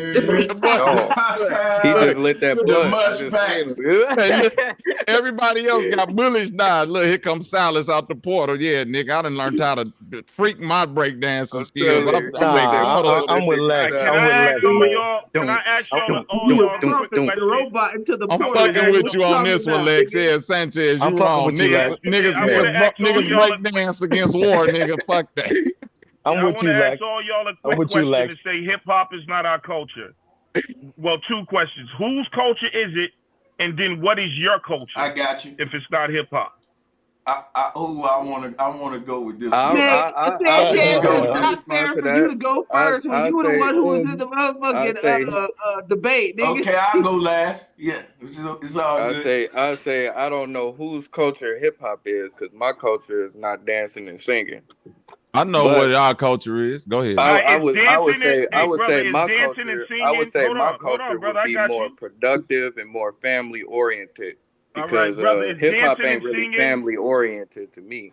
How old are you, He brother? said Everybody in family America got the oriented. Hold I on, same. like y'all. that. I like that word. Yeah. Hold on, brother. Hold on. Is Hey, dancing hey, and 31. singing? Lex, real quick. I'm old Bro, enough hold Culture to don't know on. be what hip a hop Is was portion growing up in dancing, the of the 90s. cultural will, brother? brother. Is It's one dancing and quarter of the singing? cultural will, not even the whole Hold on, quarter. brother. Hold on. Arts Is is. dancing and It's singing a a part of bunch of culture? other cultural It's a part blocks of in it, that but it's cultural not will, the All whole brother. right, culture It is a itself. part brother. of. So It's wait a not the minute, whole man. culture itself. I You who just said, asked yo, whose bro, culture was it. bro. You said dancing and singing is not someone's culture. No one ever said it's the whole culture, but you said It's a my part of culture the is Well, not I culture. mean, it's the way you You phrased the said, question. You bro, said whose culture is it? Like you didn't you say said was it a dancing culture and or not. singing. Now, what makes you think hip hop is dancing and singing? That shows your ignorance, Because man. that's what I Them, see, them, them, brother. them, That's what I Hey, you know see. what, Hold on. man? Dancing Hey, and Lex, I singing, got you, brother. cuz. God damn, bro. So, Hey, Like, so, so, Delaney, y'all, can hold I on, interject real quick? this is the I problem, think bro. him and You can Lex. put swag Listen, on it all you listen. want, but Watch that's this. not too much You extra. and Lex having a fire exchange, but I just saw Lex do something he got to explain. So now hip hop ain't dancing and singing, Lex. No, that's a So part of it. That's one of the what is the hip founding and the found. hop a That's one of part the. But of? I thought that's it was Not, just to most wait a move of minute. your it. hips. Wait a minute. So it That's was a Lex, part. hip Lex, hop. Wait, Lex listen, trying Like to, Lex, you gonna Lex have to listen, trying to listen, explain listen, that define, one to listen, me, Lex. Lex trying to Man, listen, define. Silas. y'all niggas is missing. Wait, Oh wait, my Lex, I God, got All you. bro. right, I Cause fall we, back. I'll let Delaney, hold somebody on, cause else we rap. finna go on a circle of semantics. I'll fall What back. Lex is saying is a part of the five elements, which y'all saying the same thing, so we can move on. Yes, the singing and Right. dancing is a part of the fundamental found. Everyone has singing and dancing in I their culture. understand That's that. what I'm saying. These I dudes are understand that. I'm not retarded, bro. disagreeing Like, with you, Lex. Hold on. We ain't got to go I there know with it. you not. I'm not I know disagreeing you with you not. there. All right. Okay. All right, So so when cool. he say dancing and singing, like, for I wanted instance, to answer like your question, but go the ahead. reason why I brought up E.T. the hip hop preacher, because they don't understand like what the culture is. They keep talking about dancing and singing. They got a white person's perspective. It's coonery, bro. That Dancing ain't no and white singing. person perspective, man. Well, you got an outside. Lex, You don't have respect for your own dancing and singing. you Like, trying to Well, let define me hip say this. hop for everybody. You trying You to said define if hip hip hop hop for is not our everybody. culture, what is, right? And is hip hop our culture, correct? yeah. Go ahead, brother. And whose I, is it? No, I asked whose. If it's not ours, okay. whose is Can it? I, And It's if not it's yours, ours and it's not mine specifically. And let me clarify this statement I'm about to make. Hip hop is American culture. And what Delaney said earlier about us taking the so-called bad parts and making, you know what I mean, good out of it. Hip hop is as American as apple pie. It's the same thing as soul food. We took the bits and pieces of culture and other things and built culture. That's what America is based off of. So in America, nobody technically has a culture. Everybody in America, to some degree, if you an American living in America, even if you want to say you Asian, Italian, whatever, everybody to some degree has an amalgamation of culture. Some niggas like anime, some niggas like Italian mob movies, some niggas eat pizza and tacos through the week, some niggas break dance to kung fu flicks. Like, this shit is not just, you know what I mean? You can't frame hip hop as just a black thing, because the actual thing, when you look at it, is bits and pieces of everybody's shit. No, bro. What you're saying, is, of course, it's American culture because we're in America. America. And I'm saying the pieces that that built it it's not built off of no specific. So, I get that. That's why I'm. There you go. We shape the culture, though.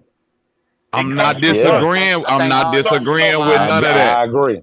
I'm not disagreeing with none of that. I'm saying the people. Listen, it ain't a nigga alive. It ain't a nigga alive, like Sanchez said before. Made the Kurzweil, the Korg, the MPC, the Roland, the Triton, the VSTs, and all that shit. No. I'm saying the pieces. This is Germany. This is Italy. This is America. This is white man. This is Jews. This is Chinese. It's only an instrument, bro. It's not hip hop. It is hip hop. It is hip hop. How you engineer hip hop? It is. Hip hop is all y'all niggas culture, whether y'all like it or not. That's what I'm saying. The people, listen, the people who made the MPC, I ain't trying to cut you. The people who made the MPC probably did not have nothing hip hop in mind. The same way the nigga who made Fruity Loops thought he was making a video game. But guess what? 30 years later, you inspired millions of trap that's niggas. Not hip hop though. It is. That's used to create. If it's a major tool in the foundation of hip hop. You can't disagree with that. I've seen plenty of. Yes, it is, because I've seen too many people take that picture with that MPC on their motherfucking shoulder like this. Can I ask you a question? Go ahead.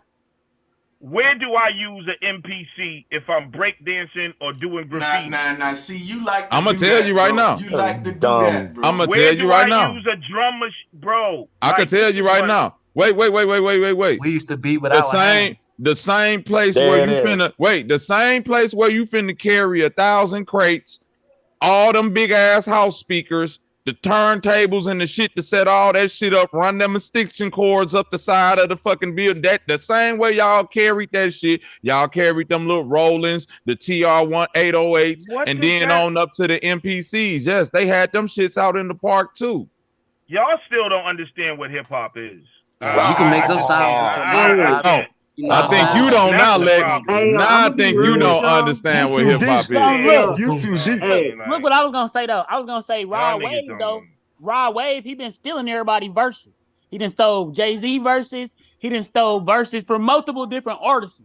So we still in a space where it's like, all right, stealing is okay. You know what they say? Great artists good artists copy. That's against hip hop culture. But I'm saying it's the culture though. That's the culture. See, this is what bro. Hey, hold on, Lex. Let me get it real fast, right? I think appreciate everybody in the chat room, man. Hey, yes, sir. Shouts out. Hey, but I think one of the biggest things that when Sanchez brings these topics to y'all and y'all get emotionally connected and driven to it, like you know what I'm saying? I think one of the biggest things that y'all don't get that Sanchez is bringing to y'all is over y'all's head. Because I think one of the biggest things that Sanchez is bringing to y'all in these arguments is that we are letting society smudge our race, nationality, whatever you want to call us as people, brown skins, whatever. We're allowing society to smudge us with the problem, culture, identity. You know what I'm saying? Instead of us being, a bunch of people who come from an ancient past with, high technology and shit, now we a bunch of niggas and monkeys that like to rap and dance.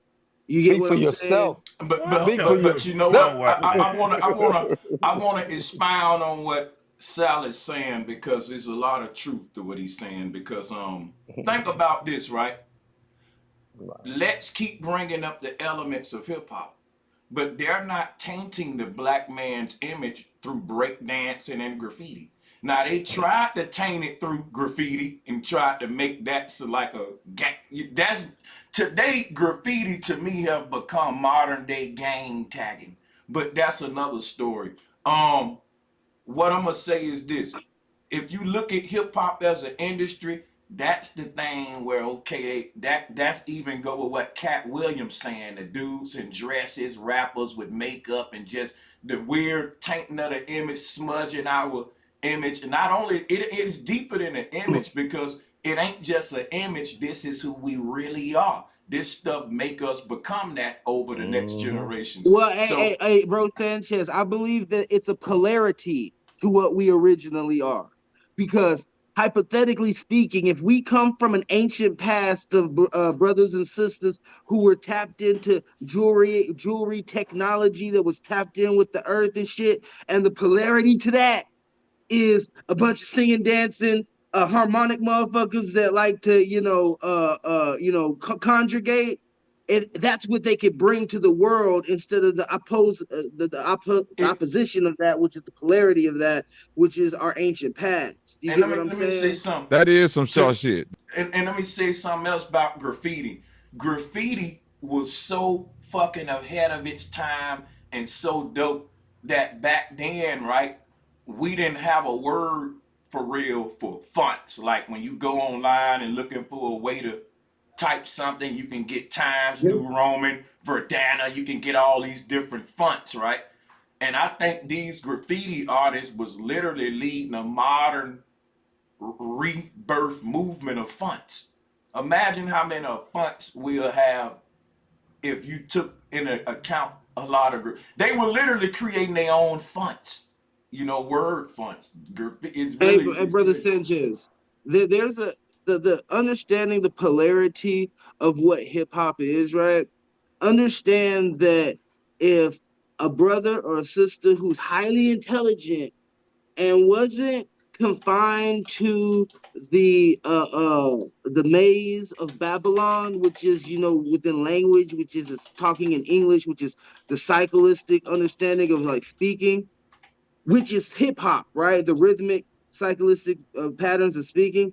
If they weren't caught into that loop or in that cloud, all they would be thinking about is different ways of innovating and making different technologies and doing all these different things. So that's why I look at it as it's like a magnetic field that they put your mind under, like it's like what hypnotism or whatever, magic or whatever you want to call it, to what we actually are. So like you see how innovative we are with rapping and singing and dancing. What's the polarity to that? The polarity of that is what we would think our ancient ancestors used with different technologies and tapping into the earth. That's how I look at it. I might be reaching, but that's why I feel like, a lot of the Tartarian shit is even wiped off the map because that shit tapped into that shit. You get what I'm saying? And I might be stretching with that, but I'm gonna let my plan. I appreciate it. Let me give a quick shout out to Naisha channel. Thank you for the super chat, and shout out to all the channel members. TG Wise, Humble, and Kevin Morton. Appreciate everybody. Big shout out. When I had opened up this live in particular, bro, your beats are getting harder, bro. Sanchez, your beats are going crazy. I'm telling you, I'm gonna be honest with you. I remember when you was first playing your beats, they was a little bit on the what's the name side, because where I come from with this music shit, bro, it's like, all right, the conscious community, everybody just fake rappers and artists and shit. But now that you can see the growth, you feel me? The OGs that start playing beats where it starts sounding like Playboy Cardi and them now. So now we can balance out the energy, right? You feel me? To be like, all right, you know what? This side is just as cool as being on that side. And I really think that's what it be. Like, man, what's cooler? Like now when you dealing with energy, like energy only want to go where it's comfortable, where it's like, all right, I can strive in here too. So I was also thinking, doing my first beginning of my spiritual journey, I kind of gave away all my favorite artists. I said, man, I turned it down, all my idols. That was my first big thing. So now it's like hip hop is like the biggest conversation in my head. It's even higher than any spiritual conversation, because it's like the world we're in right now. That's where we at. Like it hasn't changed. Like what are we talking about? What? Oh, that yes. Hey, the bro, artists is still popping out every day. You got new artists. Bro, I think that there's a real cool connection that Brother Sanchez made, and within his connection, I made another connection. And like when he was talking about like how like the rhythmic tone and all that different stuff, like you remember when he was talking about how like they came from old sea shanties? Remember that part? Yeah. Bro, that shit go deep because like the sea shanty thing, when it rolls over into what we know as the Celtic culture, and then the Celtic culture is connected to the Celtic cross, and the Celtic cross is connected to double cross. And the double cross, and we all know what that evolved in today, a double crossing people. So like that, man, that shit go like when he taught me about that, I was just like, damn, we really digging in the roots when we're talking about this hip hop thing, because like niggas just talking about fucking dancing and rapping, but like this shit, the dancing and rapping was references to something that wasn't even ours, which is sea shanty. That's crazy. Silas, I think you said something cool too. I'm studying hypnosis right now with Milton Erickson, and hypnosis and hip hop has a lot of the same elements, like repeating stuff 3 times, and a lot of the focusing attention and the hypnotic tones and the Man, suggestions without to your even going into that subconscious. science, bro, when you look at the two words, you have hypnosis and you have hip hop, right? Now we take in the concept of hip being movement, and then you have gnosis and hop. Like, gnosis is, I think that's like a mental concept, like the brain of thinking, of knowledge, something like that, something in that realm. And then like you could take hop as being, I don't know, another a mental form of movement or a vibrational form of movement. I don't know. So like that alone, without even going into like the actual sciences of hip hop and hypnosis, those words alone say a lot. Right. Like a major thing with hypnosis is like if you confuse the brain, then you're able to input suggestions because the brain go into a trance when it get confused. So with hip hop, all them crazy words and have you thinking, and then boom, they able to hit you with some nasty suggestions or some shit to control your ass.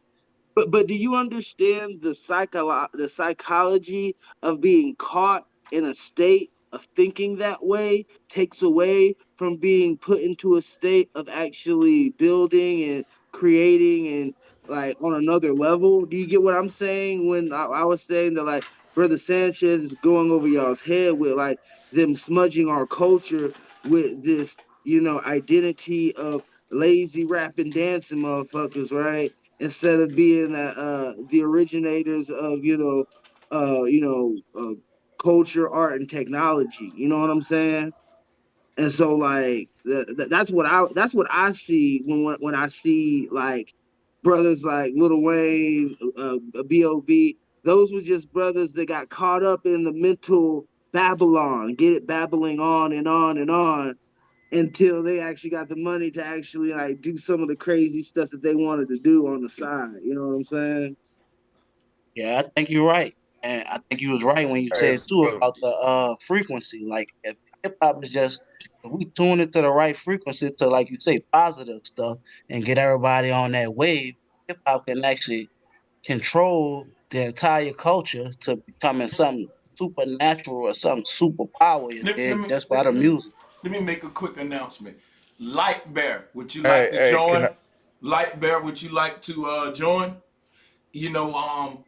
One thing about being an adult, see, the internet created a society that don't gotta be adult today. They can sit in a chat room and type behind the keyboard like children and be fucking just call names, do all that. And really the real fly shit to do would be to hit the link, come up, clear your throat, and make yourself known and silence the panel with your goddamn brilliance, you know.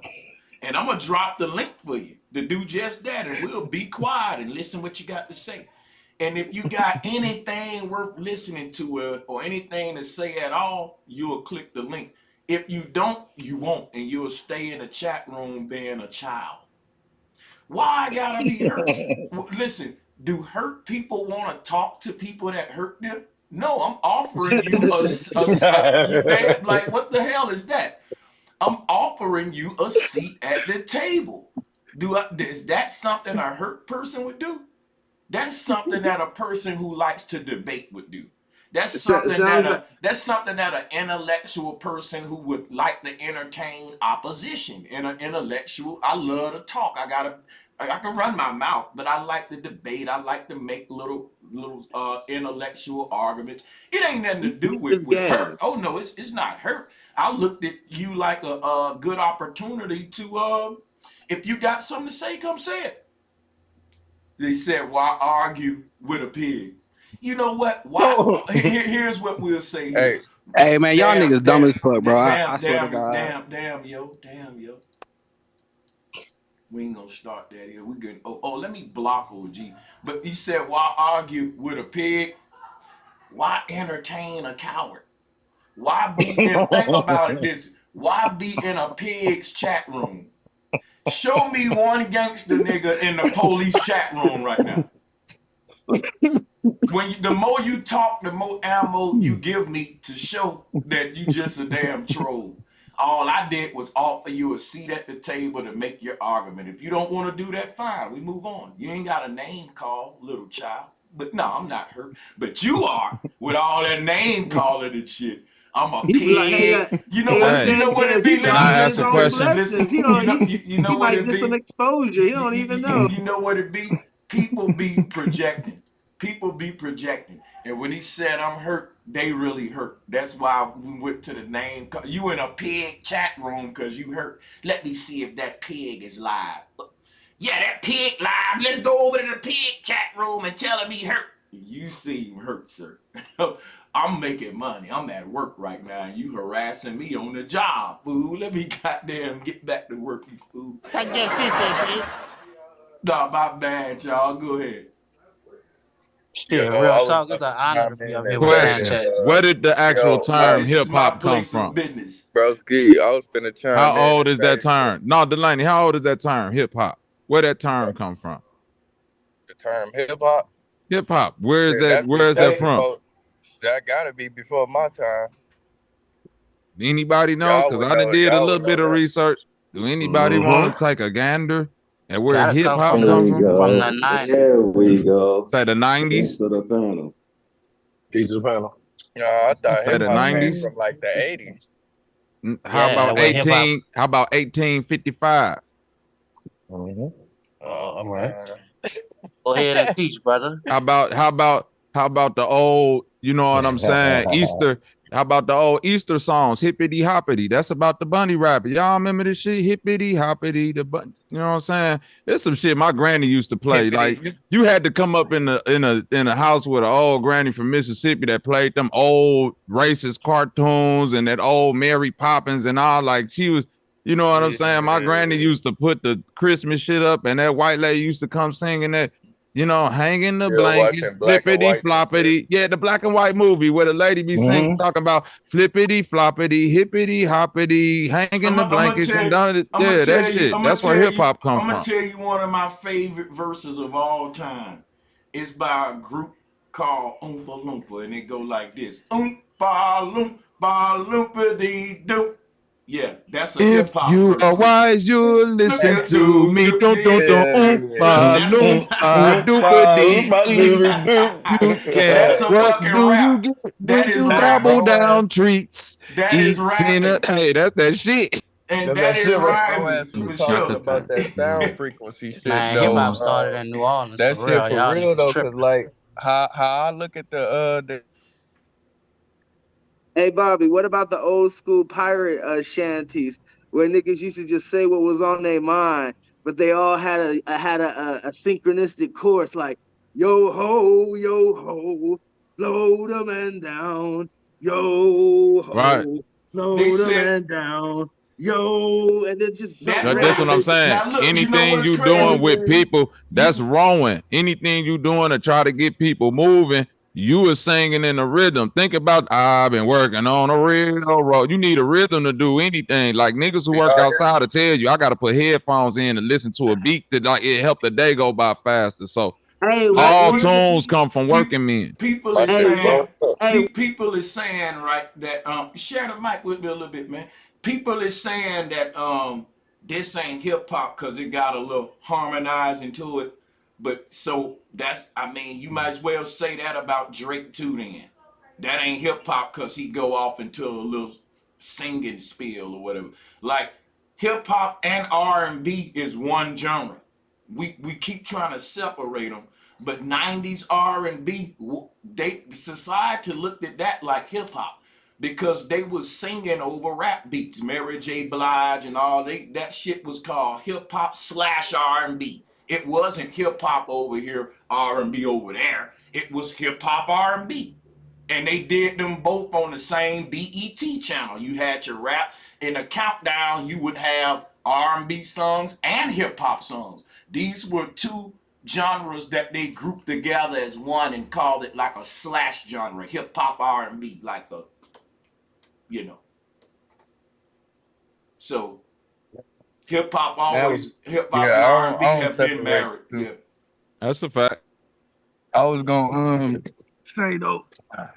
say Smoke nobody that got the sentence. mic. I was gonna say about that little frequency shit, like Lex was saying that hip hop is way more than just the music. It's the dancing and the swag and all of that. But how I look at it as three main components: the dancing, like the swag / dress, and the motherfucking the music. So like when you look at the music, the frequency is what is what people picking up on. So they gonna go with whatever frequency the music is. If the music Hey, destructive or Just so I can Delaney, sexualized, add let me that's back. what they ask you a gonna. Hold on. question, So look, Delaney. Hold up, Huh, I'm about to land real quick.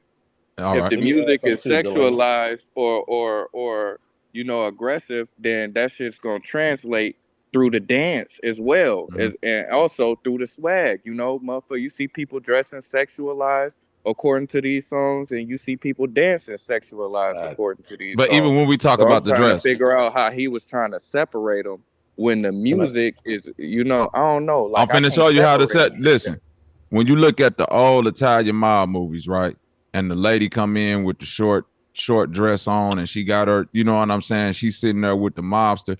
We not looking at her as over sexualized. You see what I mean? That's why I'm saying hip hop and all parts and aspect pick and pull from different pieces of culture.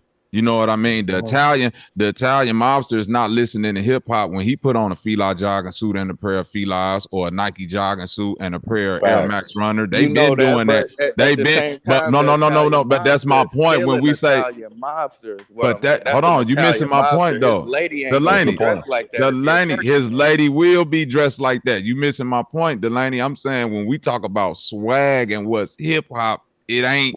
It's like what's soul food shit that you just could season up. You see what I'm saying, nigga? If you can catch a raccoon and I season it get right, what you're it's soul saying. food. You see what I'm Right. saying? Soul You food is saying pretty whatever much you it's can make just taste good. yeah. That it's the same thing with hip hop. If them It's an Italian niggas wearing American thing. jogging suits, we wearing jogging suits. Like my granddaddy didn't come from the jogging suit era. You Them niggas. know, and I'm Go gonna ahead, Sanchez. and I ain't gonna lie to you, man. A lot of what hip hop was founded on was mimicking foreign entities. That's Thank what you. I don't get that about what Lex was saying. Thank you. You I know what I'm know. saying? That's what I keep I was trying to just See that sprinkle in there, you see that Sanchez. That calendar? Thank you. it's an That's my amalgamated culture. Mason. It's something that when you like look at it like this, Sanchez, how can you deny that when one of the top groups out of New York is some niggas called Wu-Tang Clan? Right. You feel what I'm saying?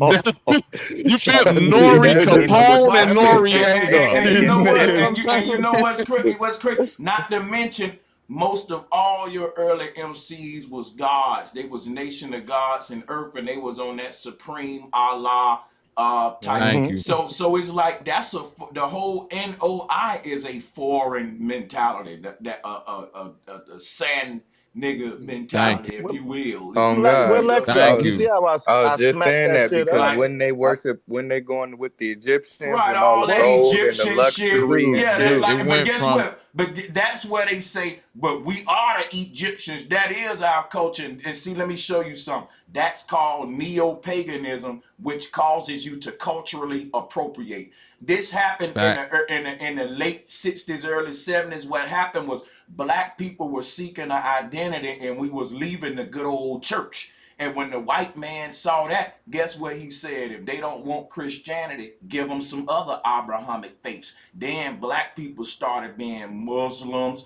Moors. They gave us more options since we, and the thing was, we had a whole cultural surge come out of those years, and that's what gave birth to the great debate scene between niggas saying, who are we, the Moors or the Hebrews, the this or the that? And these are all costumes that the Abrahamic faith put on our people in the 70s and 60s under the neo-pagan faiths. I read that to y'all, that the fucking neo-pagan movement was a resurrection of Middle Eastern and Northeast spiritual systems in American soil.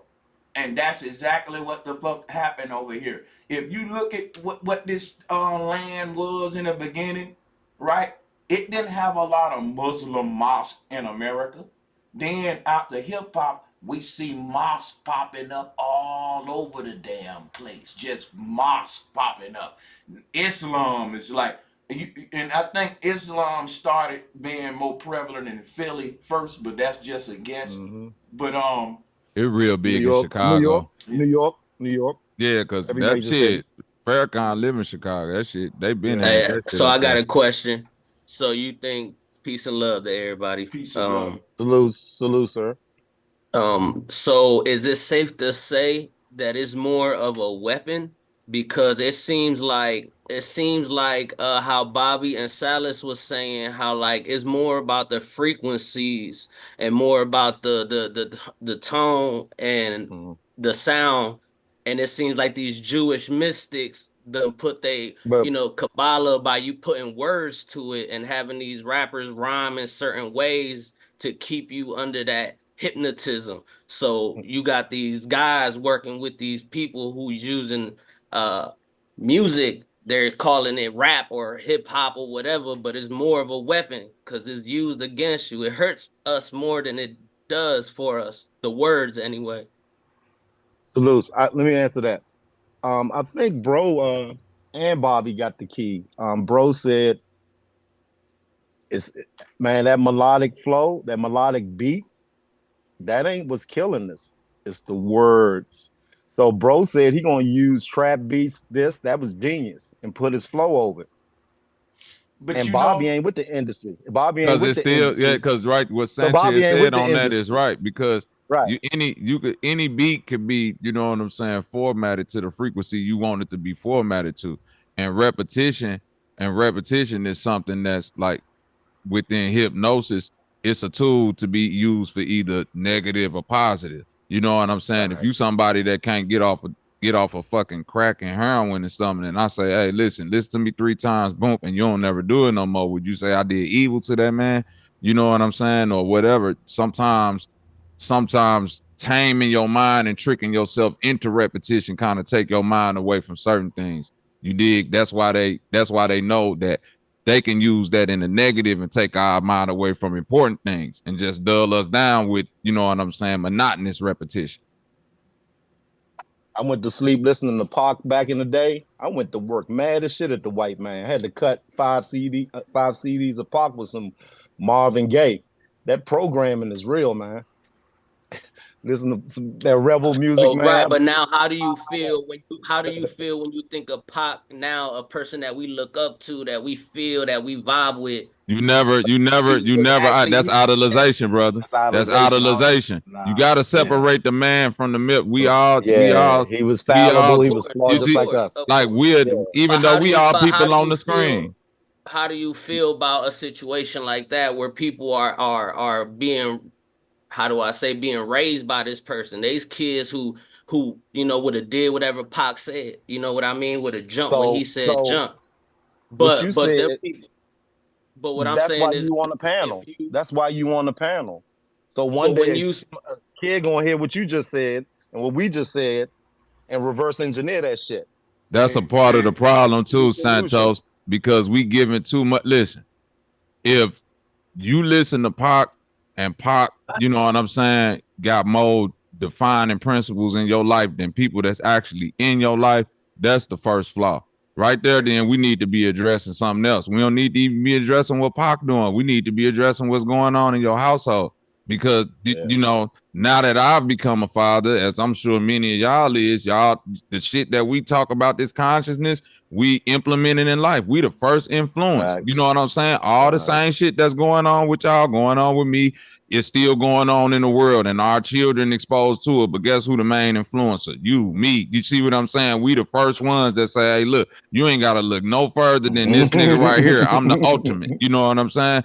And that's really what it's about. Those who fall to the wayside don't have that until they go through that and hopefully come out of that and gain that. That's a part of the maturation process. You got to let people go through their own atonements and adversities.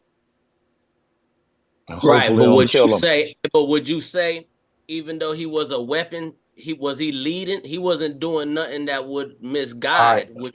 Let me say this as an old head.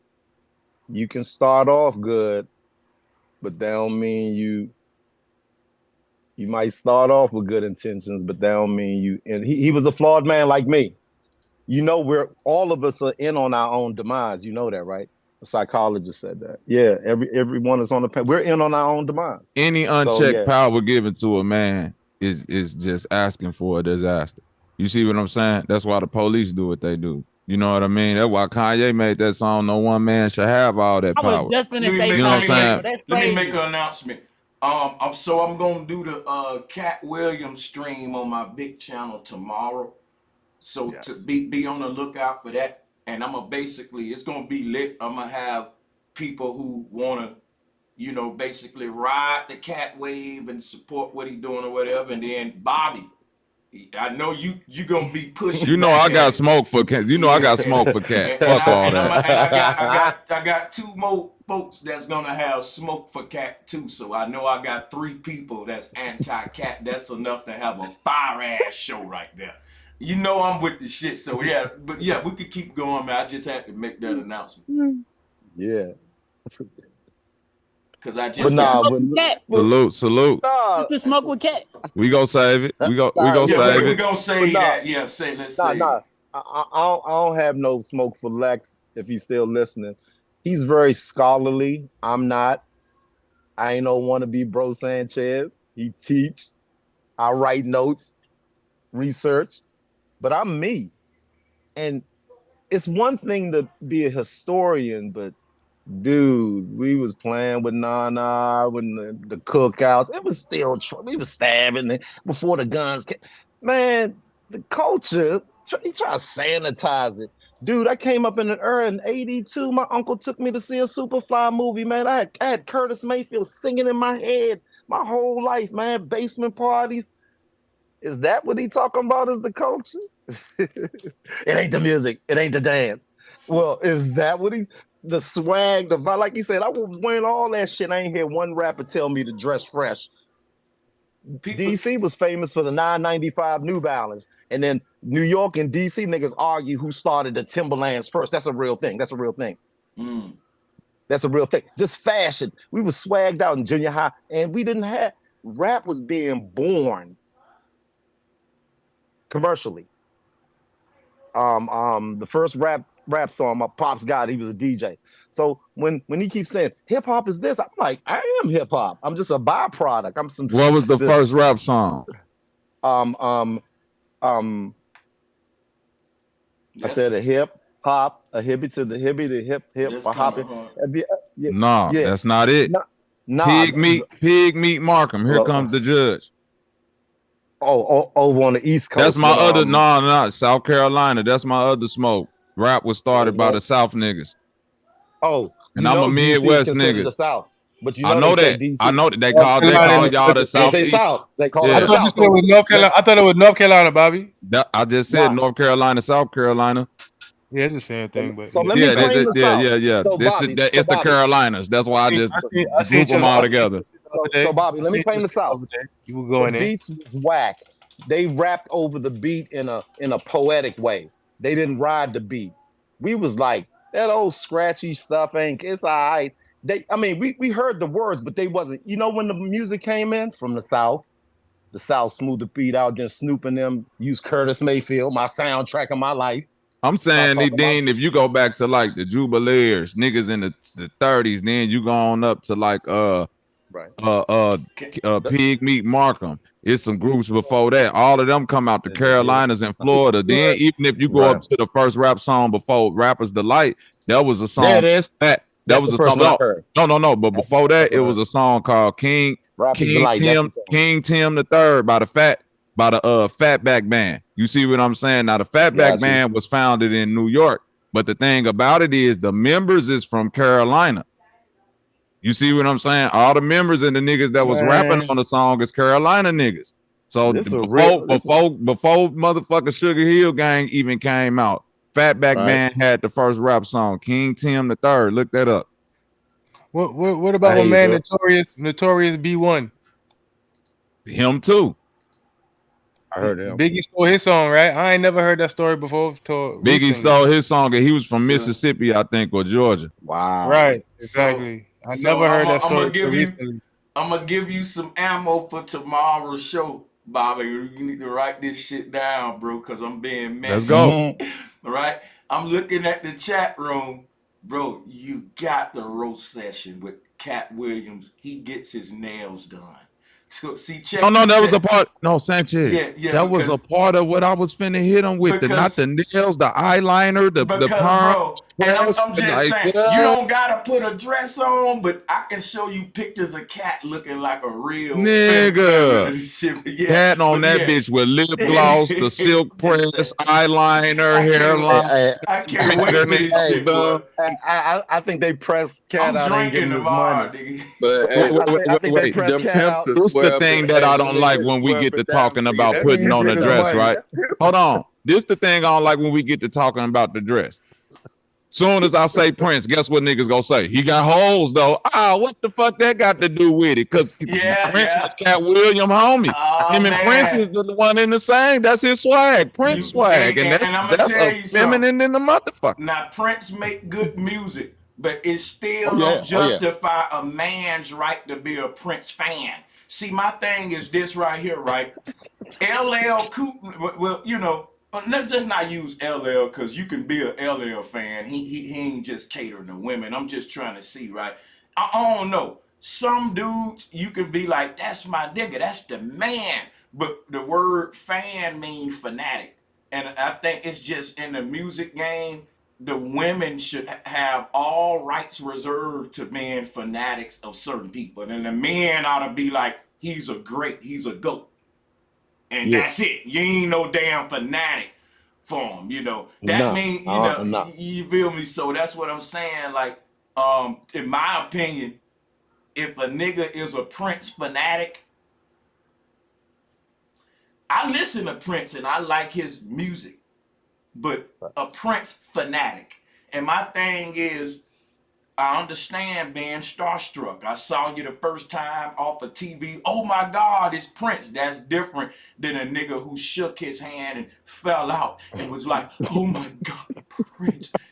And like, what's that joke because I'm going to tell you something. Niggas try to say David Chappelle is real. I'm 50-50 on him. He do a lot of sus shit. Like David Chappelle, I don't know if they broke him or whatever, but I'm gonna just tell you something. That whole Prince joke, niggas gave him a pass on that. That was gay as hell, that Prince joke that he was doing.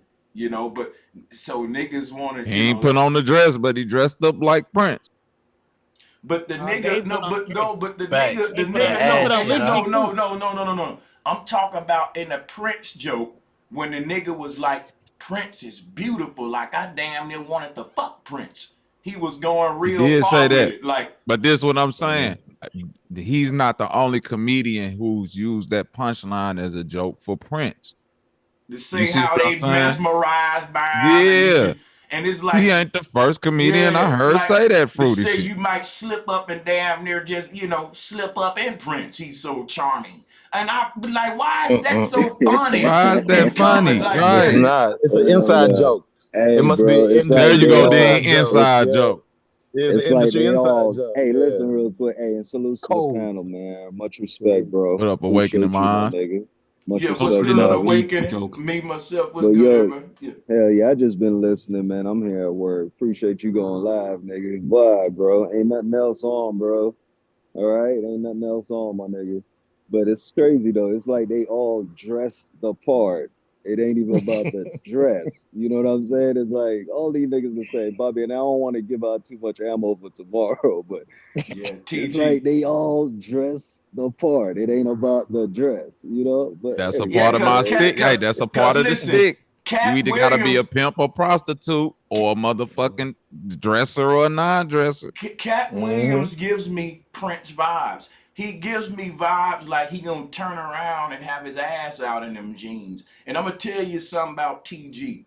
He just gave me the words I was looking for in that last Prince joke. Y'all let me roast it.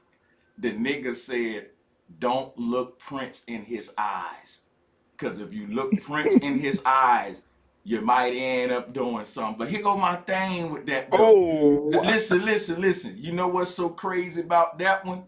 It's very intimate when you saying looking into his eyes and shit. So my thing is like, man, that joke it's not right even there. funny. We let him. Not even funny. You can't go no crazy. further. Funny No, to kill you. That ain't funny. And he did say that shit. That is crazy. I don't understand. I remember that joke. They let him get a pass with that one though. I know this much. When we Sanchez, this the only thing I'm finna throw out there. When we talk about Hollywood and who real and who not real, I know this one is a real nigga. That one not a real nigga, but this one right here, this my nigga. He's a real nigga, right? All the ones who talk about the dress and this one played gay and all of that, that's a smoke signal. What they call a distraction for the real thing. The real thing is this. If you black in Hollywood, Robert Townsend already told you. You either finna be a pimp or a prostitute, the buck broken slave or the mammy slave, the gangster or the crackhead, the dresser, the gay man or the gay woman, or the one in the dress or the one dressing up like a man. That's what they got for your weak ass. And Cat has already chose his archetype. And any one of the niggas that y'all want to say is your hero, I bet you I could find a role in they motherfucking IMDb where they'd have been one of them archetypes, nigga. Any one of them. Wow. Yeah, I'm gonna do a little segment on that. We're gonna this is what I'm gonna do. I'm gonna have to schedule that. I want to talk about Dave Chappelle Prince joke. I want to talk about MC Light pedo lyrics. Oh my God, nigga. So when niggas talk about early hip hop was so positive, we forget, nigga, damn near all the MCs was on some pedo shit. I ain't gonna even cap it. It wasn't just Bambaataa, nigga. That was the culture. MC Light said she like I'm 17. I spoke about this on my channel, y'all. Yeah, we gonna. He talk about Jay-Z like he dropping positive knowledge. Like Nas hit him with the like you dropping knowledge, helping. But the fuck, you know what? You know what? We gotta talk about Jay-Z for 1 second, right? Because niggas put Jay-Z in the Hip Hop Hall of Fame. You know what my problem? You know what my problem with that is, Dean? Niggas don't put him in the Gangster Rap Hall of Fame. They put him in the Hip Hop Hall of Fame. And what was Let's telling me talking about, that's gangster rap. This ain't hip hop, but y'all play that motherfucking tether game like what the foreigners play with black folks when they say, well, you want to claim your own race when it's good, but then say it's black folks when it's bad, though. When it's bad, it's gangster rap. But if one of them gangster rappers buy a company or do some historic shit, that's some hip hop history shit. See what I'm saying? Let me say some real shit. Hey, bro, Sanchez, I would be rapping like Common Sense, but I did 5 mil. I ain't rapping like Common Sense, nigga. That's just boy Jay-Z, nigga. Listen to this. Jay don't have 10 songs I like. What do you got? Hard Knock Life? Besides all that old that's cap right there now. No, watch this. No, watch this. That's why seriously. He hate his peers. He hate niggas like 50, got real, real bangers, real hits. He hate DMX, he hate niggas like Nas, real bangers, real hits. Yeah. Jay got about $70 out of me. I bought about 6 of his albums back in the day when it was CDs, when it was like $9.99. He got me for $7. Jealous over here. The first Blueprint, crazy. Reasonable Doubt. Yeah. I'll say this. Jay-Z, unlike any other rapper, has found a way to amalgamate itself into every popping culture up until this point. If you think about when Jay-Z started, he was wearing suits and shit like you know what I'm saying? Like the niggas at the time. Then he came out with In My Lifetime. He did the puffy shit with the shiny shit. You know what I'm saying? He tried it with that. You know what I'm saying? Then you come with the Hard Knock Life and around that DMX time. Here you go with he dressing with the baggy jeans and the throwback jerseys and all of that. He fitting in with that culture. Then a Rock La Familia with DMX and all that. Now he wearing the bandanas and he, you know what I mean? He looking like that. Then he said he go retire. And around that time, he came with his dress style. Them goofy ass baggy jeans and them button up. The most nasty shit you ever seen in your life. And when we saw how Jay-Z dressed, we was like, we damn near fell out with Jay-Z. Like, boy, this shit weak as hell. Then he put Kanye back up there and started dressing like Kanye. That's when we seen Jay-Z in skinny jeans and Mason Margiela and all that. He started following Kanye to doing it. That's when he went worldwide. That's when he went worldwide. Now this nigga is J. Cole. Basically. So when I say is J. Cole / the artist nigga. I'm weak as fuck. Now this nigga said he did Drake. He not J. Cole? He not J. Cole? I just did. Hey, look, my mama, the last album that Jay-Z dropped was a J. Cole album. That nigga had nothing but hip hop beats on that bitch with dreadlock. Come on now. I was just say, look at nigga, right now, if you telling you talking to a 40-year-old man, if you couldn't have told nigga, I would have bet a nigga $50,000. Ain't no fucking way Jay-Z will grow some big ass John Wick, Florida dreadlocks in 2020. I'll be like, hell no, he ain't no boss. Jay-Z is not finna look like that in no motherfucking 2020, nigga. You niggas tripping, nigga. Nah, say it, bro. Bro ain't no Basquiat. I'm trying to tell you, but he is though.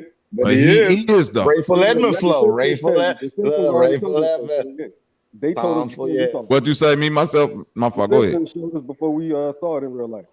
So yeah, that's what I'm saying. The Simpsons predict. That's what I'm talking about. That predictive programming. That's what I'm saying. When the Simpsons showed that shit, I would have been like, nigga, hell no. This ain't no motherfucking nigga. This shit ain't finna happen, nigga.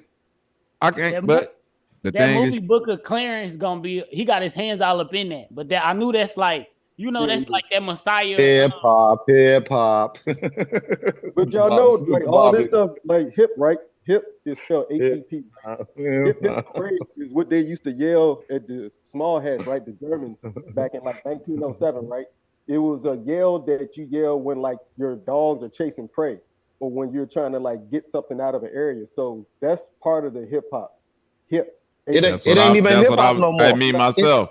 That's why I was asking niggas where hip hop come from, me myself, because it's that you got to go back to the early 1900s, late 1800s. When hey, listen, they had songs about it, hippity hoppity. When it's a hunting ritual. It's when the rabbits is running. You see what I'm saying? The rabbits go hippity hoppity as the dogs is chasing them and finna. You know what I'm saying? That's the shit that they scream out when they chasing your ass. You see what I mean? And it's an Easter song too, so it tying with all that Easter Ishtar ritual and all that bullshit.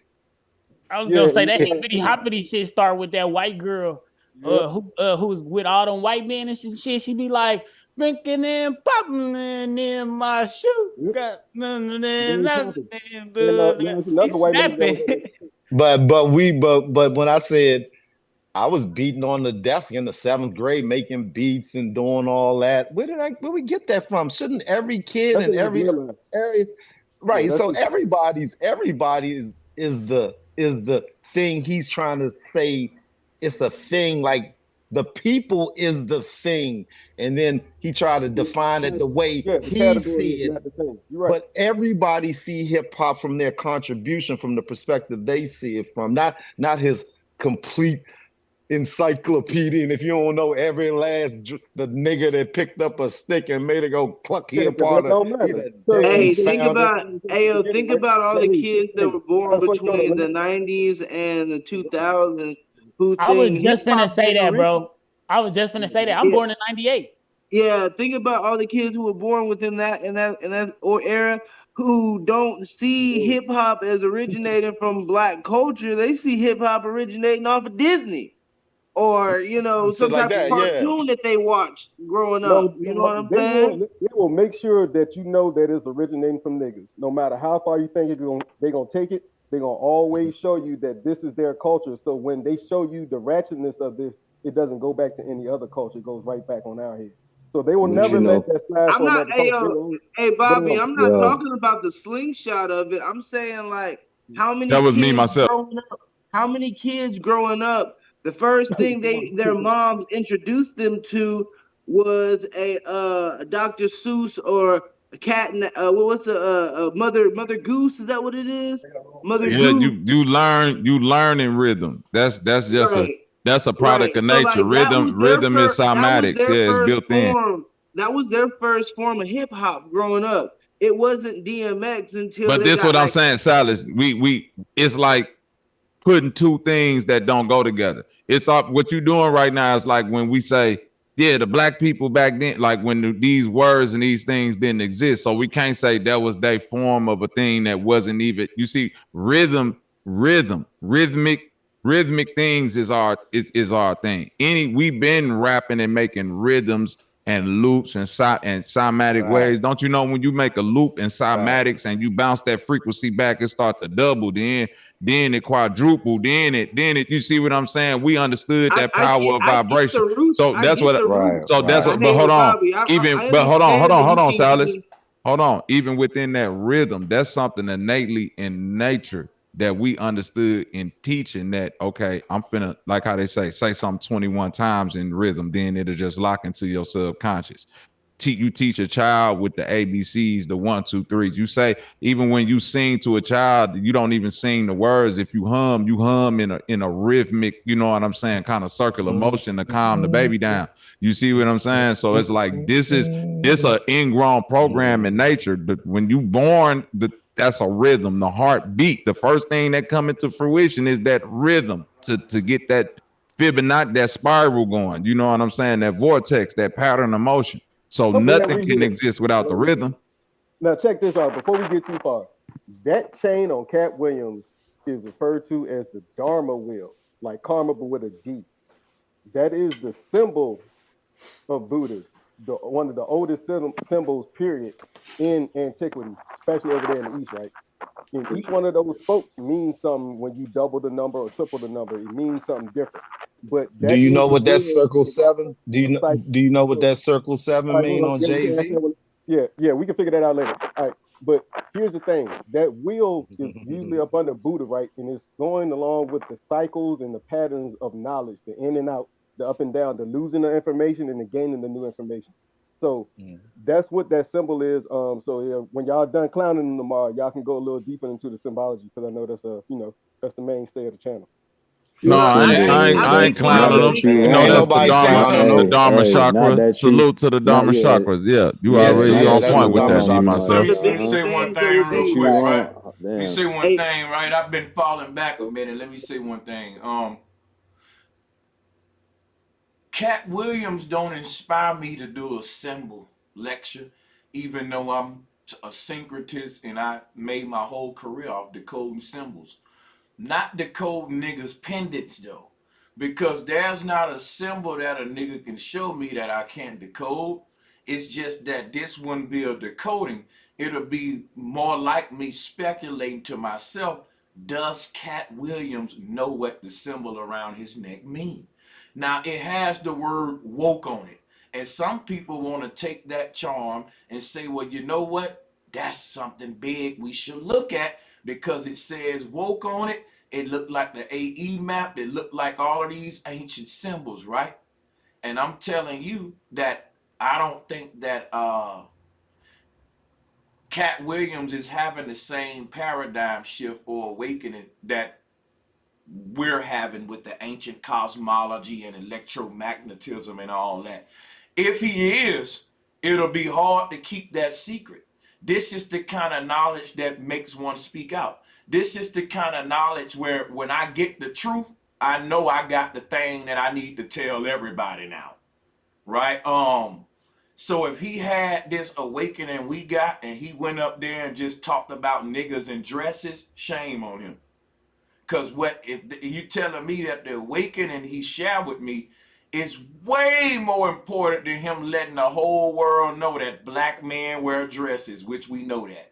If he would have went up there saying the earth is flat, Tesla was right, think in terms of vibration sound, then I would have looked at that chain on his neck and did a whole lecture on it. I would have said, boy, look at this chain he wearing. It got woke on it. And I would have did the symbolism on it. I would have told the AE map why. Because I would have had on my side the fact that Cat know what he doing. He know what he wearing. I don't got that. But maybe he do. But that's what I'm saying. People with this knowledge, let yourself be known. Stand up and be known with this shit. This ain't to sit down and hide in the masses knowledge. So either he got it or he don't, or he's just another nigga wearing a chain. I'm gonna tell you something right now. When I didn't know none of this knowledge, the chain that I fantasized about when I was gonna enter the rap game was a iced out Buddha, fat Buddha, meditate, iced out yellow diamonds. That was the way I was thinking. And guess what? At that time, I didn't really know shit about Buddha or nothing, nigga. I didn't care about no Buddha. It just looked dope on a charm to me. So I think a lot of times a nigga can get praying hands or a Jesus face or some ancient symbol in Egypt or something, and you ask that rapper what that mean. And you find out, listen, when they go in the jewelry store, that shit already made. When you go up in the jewelry store and you look in that thing, they got the little hand of hamster with ice on it. They got the Buddhas in there. They got the Jesus face. Sometimes an artist say, let me get, what is that? He asked the jewelry dude, what God is that? That look dope. I want that round my neck. And the nigga will get educated on the God later after he bought the chain. He just bought it because that shit looked dope. Like, it looked dope. And I think a lot of times these artists ain't that deep. They just going up in the shop saying, yo, let me get that Buddha. Let me get that namaste. Let me get that motherfucking spiral of life charm with that ice on it. I don't think they can know about the Fibonacci spiral though. I just think, hey man, it's iced out. It looked dope to them sometime. And some of them might do know. But that's my take.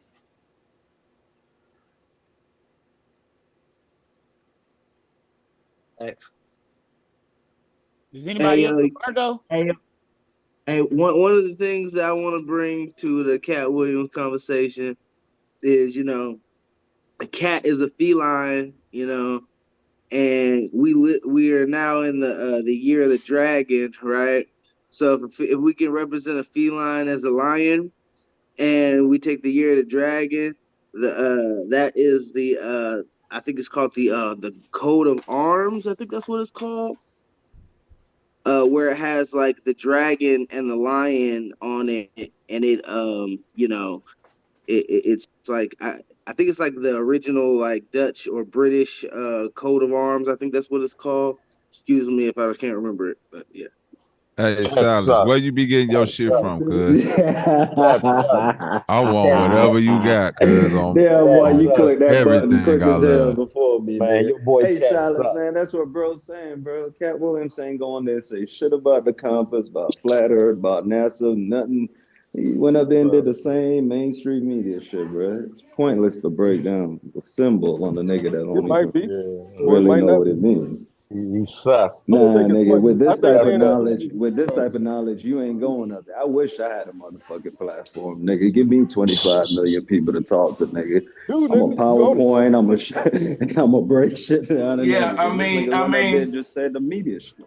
and my thing be a celebrity can wear a Buddha chain, right?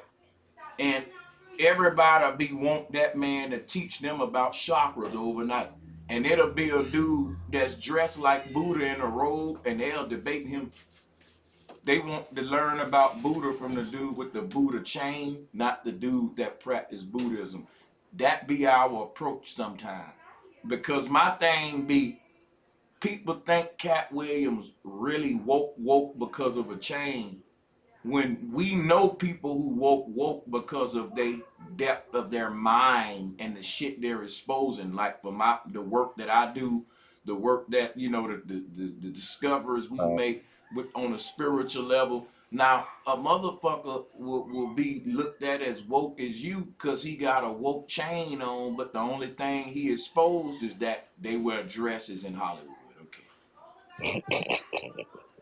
But then this the whole this the He thing dropped some about it. knowledge. He We was could look dropping at knowledge. the chain and say it's the Dharma chakra, it's the compass and the wheel. You know what I'm saying? It's a lot of that shit is a motherfucking sea captains. He's a pimp.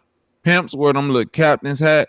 That shit is the motherfucking steering wheel to the ship with a Jesus cross in the middle that say woke folk. Foke. Woke folk.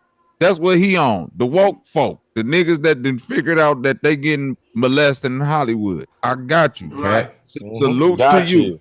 Salute to you. Yeah. So this man been in the industry for at least 20 years, and all of a sudden he got on a damn. You finally realize that they're fucking y'all over. Like, come on, bro. And my thing is, when you ask the question, why now? Because there's a lot of tension been brewing. And I'm gonna tell you something. I got 2 shows coming up. Hold on a second. Give me a minute. The 2 shows you wanna pay attention to. Tariq Nasheed saying that the out of Africa theory is real. See, he teach that we do come from Africa, but we're foundational Black America. I got to do a whole stream calling him out on that. I got good stuff coming up. I'm doing a stream. Shannon Sharp got a messy ass show. He's inviting different niggas up there to nitpick and talk behind each other back instead of saying, look, I'm going to invite both of you brothers on at the same time. See what Shannon Sharp, big, goofy, tight clothes, message, big donkey face ass, what he doing, right? He ain't doing that with creating a platform where different niggas can come and bicker and bitter and fight back at each other and divide a bunch of black men with money who should be building a fucking army together. But check this out, right? And when Shannon Sharp take his ass over there with Skip, he ain't with all that division. But when he come back among his black people, he want to put niggas versus niggas and get him to say something on this show about him. The next week, I'm going to see if I can get this black nigga on and respond with it. But when you go over there with Skip, your ass is unified, professional, got your suit on, you ain't drinking, and you skip. You being handled by this damn white dude. Then you go back, and the only thing you got to offer your people is a bunch of backbiting and bickering among rich ass black men who ain't built shit together for their people. So yeah, I got a lot of shit in me I got to let out on these niggas, man. Damn, bomb. Fucking facts. Hip hop. And Sanchez, not without giving too much away, but fuck it, because it's gonna be a motherfucking massacre anyway for anybody that want to defend Cat. I feel you. You might feel good about it. Everybody, why did he do it? Is he trying to wake people up? Is he don't got nothing to sell? Yeah, all that misdirection and all that shit. Cat Williams said on that motherfucker interview 50 times, I'm on a 100 city tour right now. And guess what? One of them cities is St. Louis. Me and my wife was looking into getting some tickets to go to this man's show. Nice look, you know what I'm saying, bro? Nice look, you know what I'm saying? Wife, get out, go on a date, you know what I'm saying? And we go see Cat. So we looked up the tickets, you know what I'm saying? This before all this Shannon Sharp shit, you know what I'm saying? And the tickets was reasonable. I'm talking about some close-up tickets. I'm like, damn, this shit ain't nothing but a couple $100, $300. Okay, cool. We could pull that shit, nigga. After that interview came out, nigga, them tickets been tripled, nigga. Oh Hey, yeah. I'm gonna be See, real and with look, you, bro. and that I'm was gonna be the real with agenda. That was the That's plan. the agenda, nigga. Hey, yeah, I'm We gonna be got real with you, something bro. to sell you, In stupid. the You know how conscious they community, fool there me, literally has to be I a wish I would have got them. terminology. Hey, bro. You know Sanchez, how I they should fool have me. got them fucking tickets. I fucked Bro. up. Them niggas But said, I'm gonna tell you right them now, niggas bro. came on there talking about Cat Williams had a Netflix special, and he ain't promoting that shit. So you know he ain't about no Cap. I gave him props for that. Turns around, he's on a world tour. So he already got paid for the Netflix shit anyway. Damn it, bro. Niggas need to start And the really. ticket sales just tripled, cuz them Hey, bitches bro, I'm just gonna tell y'all right now, tripled. bro. In the conscious community, we literally gonna have to create a terminology when niggas want to sell something, but they want to act like they ain't selling it. We gotta just call it, man. You just got Silas, cash. You just that's got already cash. been Drifter, created. It's called the rollout, drifter, bro. It's called the drifter. rollout. Yeah, No, that's okay, already been okay. So created. It's But called the look, rollout. because rollout is I'm gonna not tell gonna be called the. hey, You hey, just got. Salas, You just got Salas, catted. watch this, bro, because this is fucking. It's pissing me off because it's like, why can't a nigga just come out, expose the industry, and you ain't got nothing going on? You ain't got nothing going. This happens every time to where even rappers do that shit. Both of our albums coming out. Now I'm gonna expose that I hit his girl before it come out. He gonna expose he hit my girl. Now we might have not hit each other's girls, but the soap behind it, ooh, our album's gonna triple, double sales. You know, when you put a buzz behind your product, dude, the money, the money. I'm talking about, let me tell you something. The best thing that happened to Tommy Hilfiger was them racist statements, because his shit sell more now. That it's almost like you making a more of a statement now. It just took Tommy Hilfiger to a real Louis V type motherfucking level, if you ask me. Just like y'all don't get, like, when you put any kind of social event behind a product, it don't matter if you like or hate that thing, it's gonna do numbers. Cause people that hate the thing gonna pay for it, and people that love it gonna tickets to. Um, you know, they don't like neither of the boxing guys that's fighting. That's actually good for boxing that they don't like them. Cause then I can sell them a ticket under the guise of, well, you get to see him get knocked the fuck out then. You don't like him, right? See, with boxing, right, a nigga will buy a ticket just cause I want to see that nigga get his ass beat. Right? And a nigga buy a ticket because I want to see this nigga win. It ain't like other sports where if a rapper bad, we ain't buying no ticket. But if this boxer, if we don't like him, we buying a ticket because we hope he get knocked out. So with some sports, with some things, if you can market them with that way, to where either if you exercise negative energy or positive energy toward this event, I'm gonna benefit, right? If you don't like neither one of these boxers, you might not buy a ticket. And but guess what? If you dislike both of these boxers, my thing is this, I'm saying it wrong. If you like both of these boxers, you likely to buy a ticket. But if you dislike both of these boxers, you likely to buy a ticket to see them get knocked out too. So it's like a win-win with certain shit. And so with the rapper thing, it's like a lot of folks will buy a nigga album just to see if he's gonna leak some soap. It ain't that they really like his music. You got a lot of people that's saying, I can't wait the Kanye album drop, or I can't wait till this guy album drop, because I know he gonna say something about this happening. And guess what rappers will do? Rappers will throw little lines about Juice World death.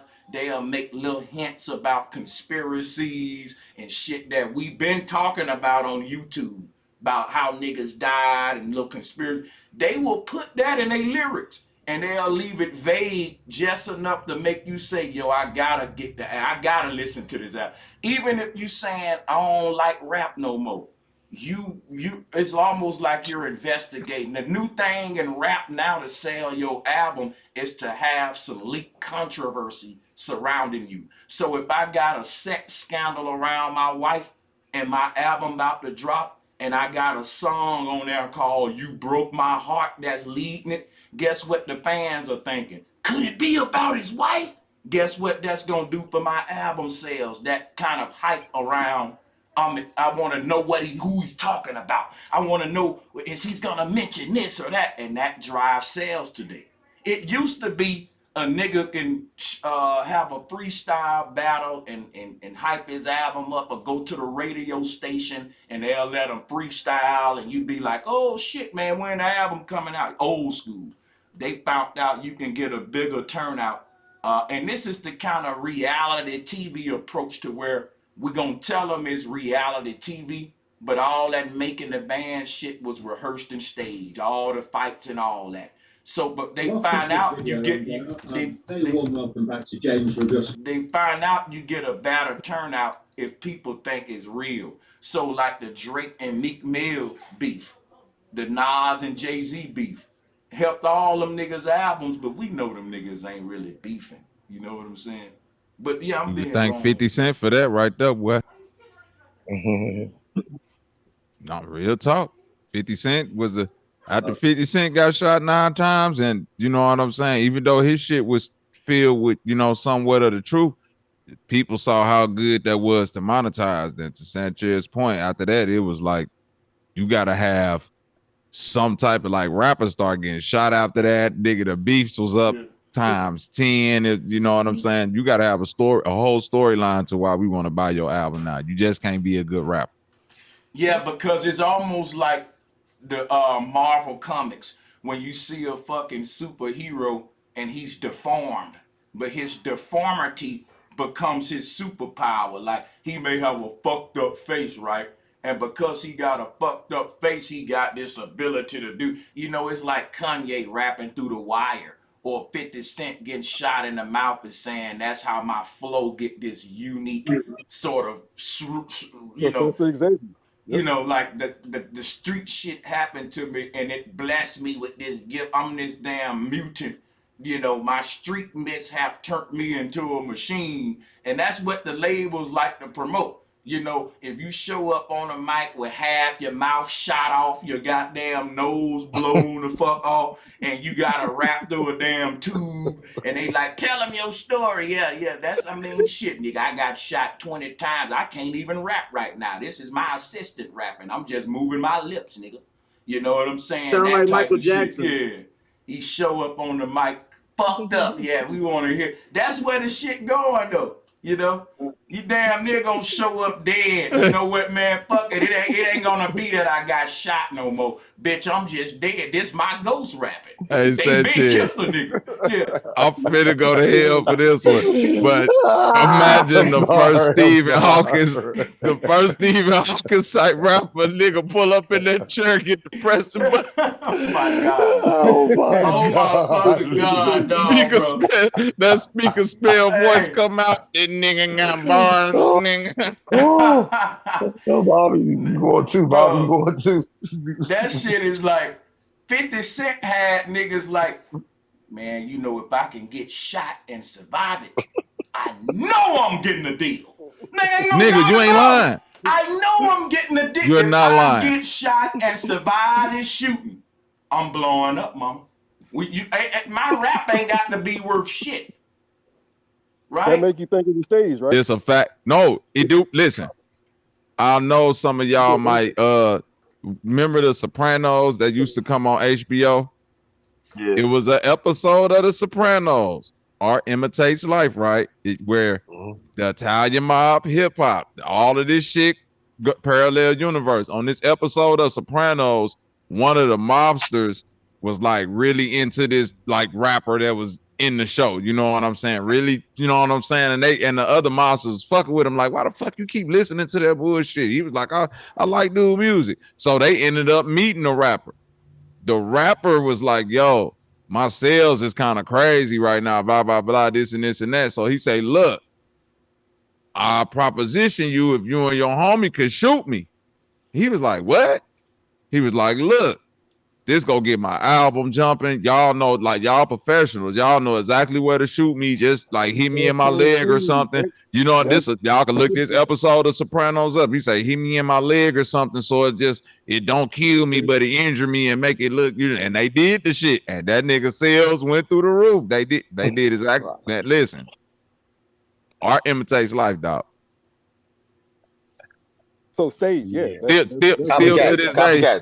Still to this day is speculation on even if 50 Cent got shot 9 times. They keep pulling this nigga hospital shit up and saying, well, shit, the doctor say only one bullet kind of grazed you and went in your lip, and this one, like, I'm saying it's just a lot of speculation. And you know, how do we know it? And the fact that a nigga saying, look, I ain't gonna push my album off. I'm gonna wrap my album through the wire. Bring the fucking studio into my hospital room, you know, move my shit bag to the side. I'm just saying, this goes back to playing what I'm telling you about deformity, a injured motherfucker. That nigga right there gonna blow. Think about this, right? You can get on a mic in full health and spit bars like cannabis. And they'll be like, oh, that was dope. That nigga lyrical MC. And you can get on the mic and you got gunshots every fucking where and you kind of deformed and fucked up with your back shot out, your nose missing and shit. And you can say 2 lines and they gonna be like, oh shit. Think about this, Sanchez. It's kind of like the handicapped dude that shot a layup. But no, what you saying? No, but what you saying is par on participle with, I guess, black people infatuation with like that overcoming the struggle niggas. Could think about it. If you go back into the old school music, most of the top niggas back then was some blind niggas, some type of blind handicapped. Like, think about it.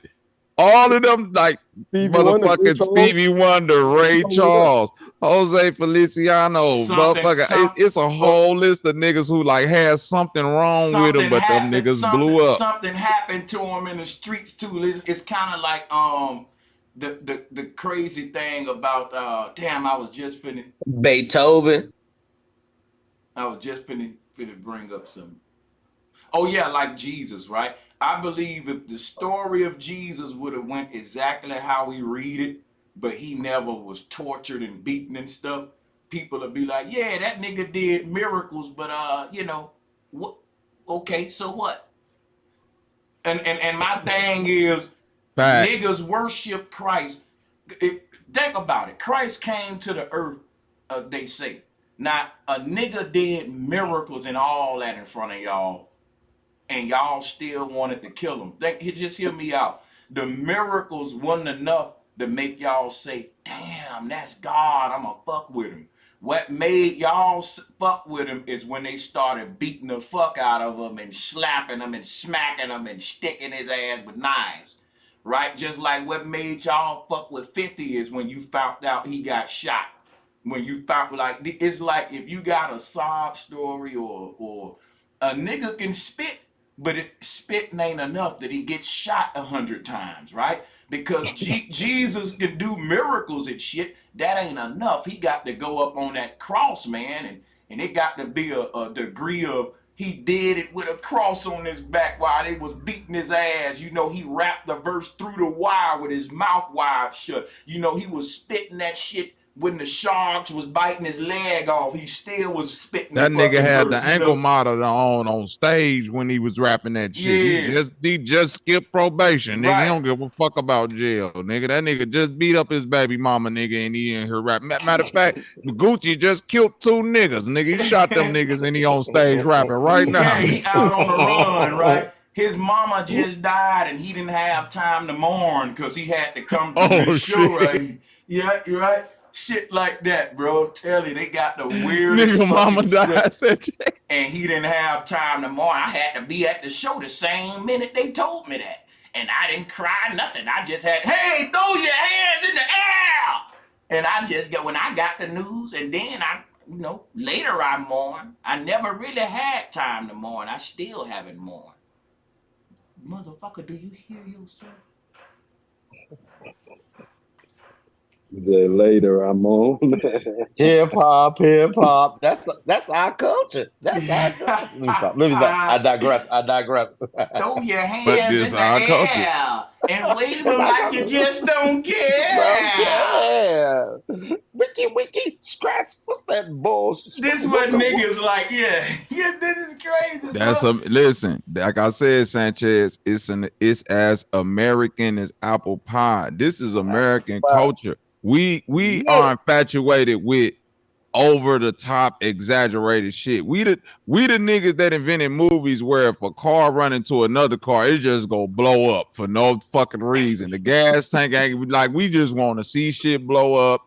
We the niggas that's like what you saying with hip hop, that shit come from sports, nigga. The Brett Favre dad died, nigga, a minute before the game. They go, nigga, hey man, we got the chaplain back there to say a prayer with you, but look, we need 3 touchdowns out of you. You need to what they gonna say, Sanchez? That's where compartmentalization comes into play. He's a perfect professional. He didn't even think about his fucking mother or dad dying in that fiery plane crash. He went out there and threw 3 touchdowns, and you like, what the fuck? Hey, This nigga ain't got no soul. In fact, that was the greatest game of his life, goddammit. That night right there. And then he cried on the field and he dedicated to his daddy and he pointed to the sky. But while y'all bullshit, did Michael Jordan do that and call it the flu? I'm talking about Michael Jordan. What?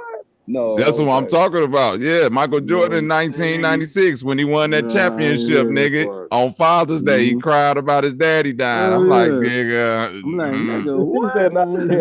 Like, bro, like if I'm playing against Jordan on Father's Day after his daddy died, I'm telling him at the free throw line, if he got the game-winning shot on the line, happy Father's Day, MJ. Let me stop. That shit break his heart. Right. You know I'm going to hear. See what happens when that's peer pressure, Lord. It was them. There you go. It was them, Lord. These doggone hoodlums on my damn show. Let's go ahead.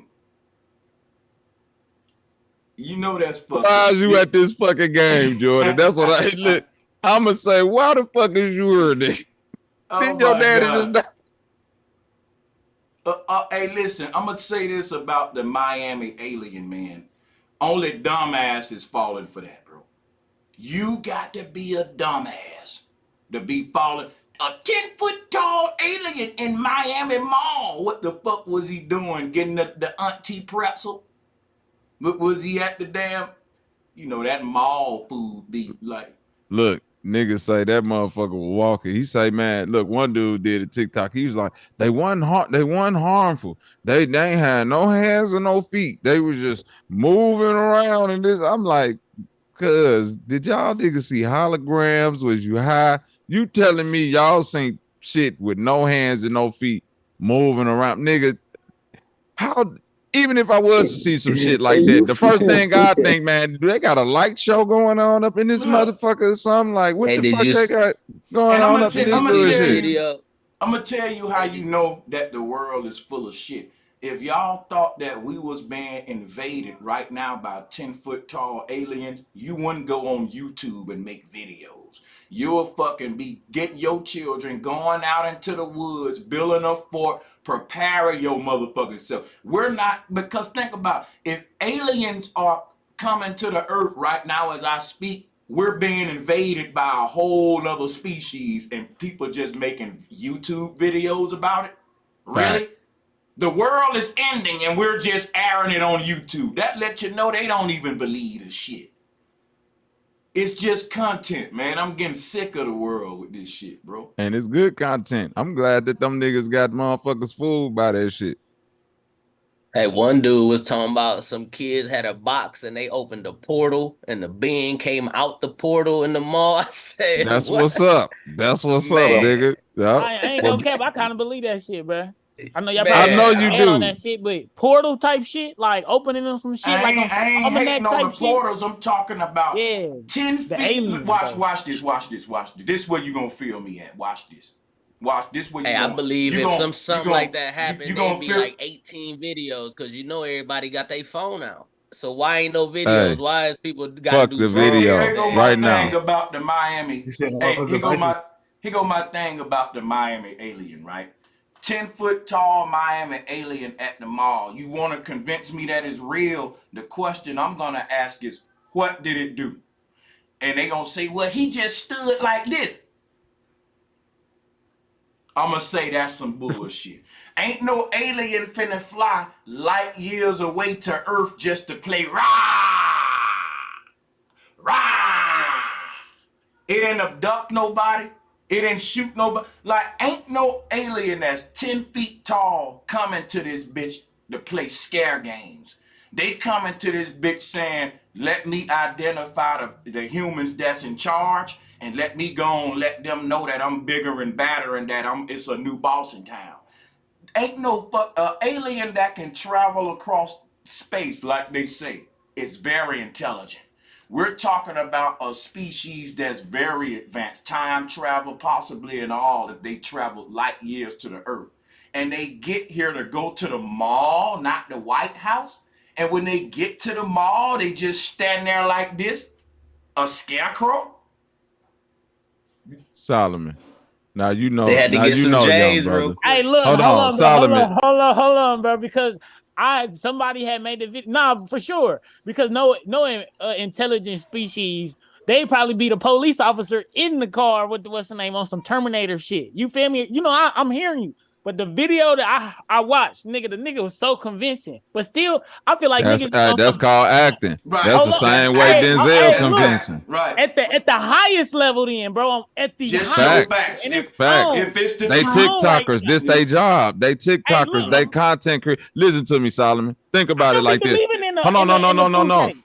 No. But Because what I do in situations like this, I take the shoes and I put it on myself. You see what I'm saying? So like you wear the shoes and you ask yourself, I'm in the mall and I'm with my lady or my family, and I actually see, like, you see what I'm saying, Sanchez?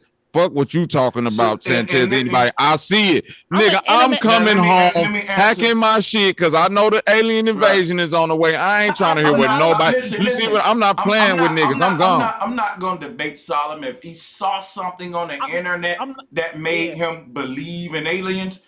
That brother now has adopted a belief system. I don't fuck with belief systems. My whole thing about living life is to cancel out all beliefs, not to adopt the new one. I'm still trying to get rid of some of it's an extraterrestrial thing. Like, I feel like the nigga said like, look at it like, even nigga still, said like, ain't nigga showed evidence, is what I'm bruh, saying.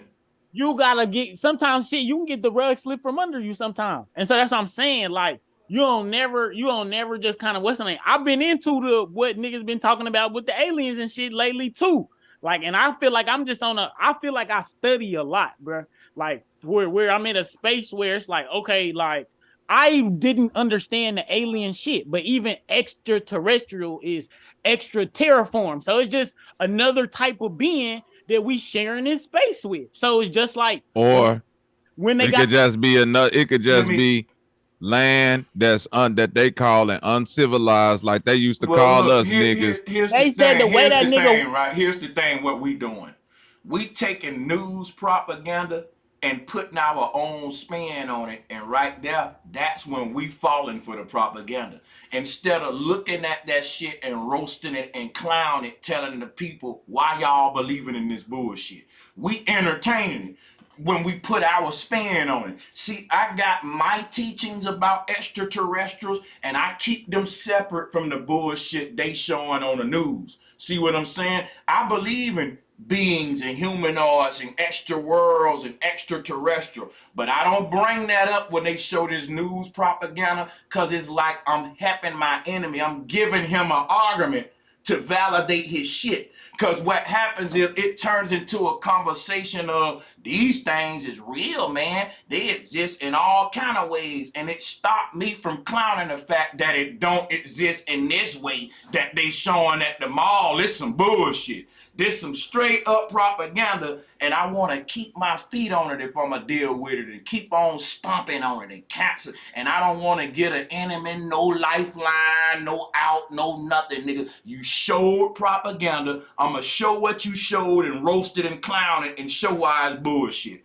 Now, I can help the enemy out, and I can say, well, look, aliens are real in another way.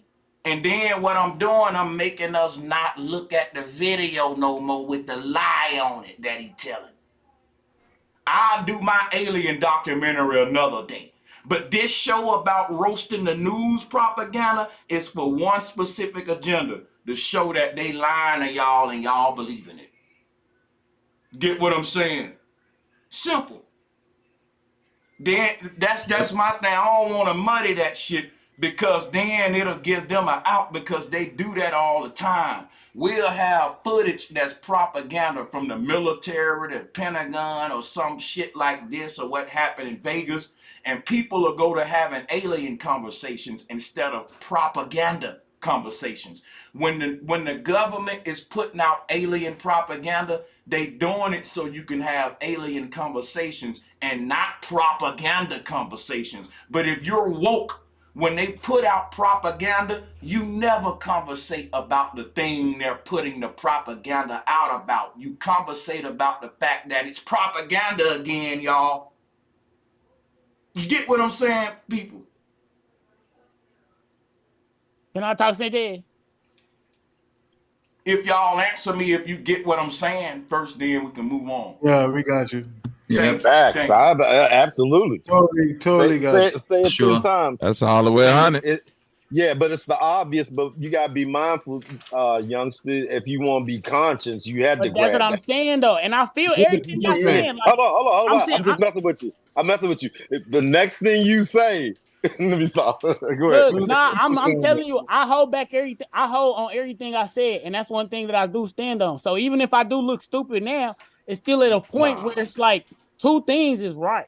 You feel me? A broken clock look stupid, 2 times a day. You feel me? So still in that perspective, I'm looking at it The like, broken clock shit. hold on. The broken clock shit ain't applicable here, but go ahead. But you feel me? I feel you though. But look, I'm still looking at it like, you still got, what are you putting under what the government is? All the cops that pulled up, we looking at it a perspective that is. Now can I ask you a question? Look, hold on. I'm gonna cut you off. Can I ask you, what do you think? Let me finish real quick. Can I ask you? Nigga, is the broken clock time right when you look at it? Hold up, y'all. Let's let him finish. Please, guys, can y'all let him finish? Just let him finish. He's struggling. Let's let him finish. Ain't nobody struggling. Well, come on, Sanchez. I'm saying at that perspective, when you're doing a lot of studying and you digging into not the news, I don't watch the news. I didn't even know this was on the news. I'm looking at it that this is not on the news. So if you telling me that it is on the news, that's still another perspective. It's on the news. At it like, listen, you believe it's real? I wasn't saying. I'm saying. Hold on. I wasn't saying you was struggling from that perspective. I was saying you was trying to land your plane real quick. Go ahead. My fault, but I appreciate it. I'm saying when like even still we was making that connection with when Salas was talking about like young generations even with music. This kind of a little off the subject, but it's still the same thing what I'm saying. It's still looking at it like I'm born in 98. So you didn't probably seen like, you know, I was born during the time 9/11. You seen this shit for what it really is. So I'm still growing in this shit to be like, all right, dang, like, because what I'm studying is still from niggas teaching like in the backgrounds, in the cuts. So it's still like everybody still ain't agreeing on the same thing, but it's still we speaking the same language. So based on that, it's like I just want to hold on. When we talking about let me bring clarity to this shit. The whole thing that needs to be clarified is that there are different kind of creatures living on this earth. Everybody that look like humans ain't a fucking human. I believe that. I believe that there are people that look like human beings but don't have souls in their bodies. I believe in non-player characters, if you will. Now check this out. Hold on, let me see something real quick. What's going on with the stream? Wait a second. Oh, okay, there we go. So check it out, right? If I was in highly advanced civilization and I'm taking over the earth, I would know how to blend in and shapeshift and look just like the humans.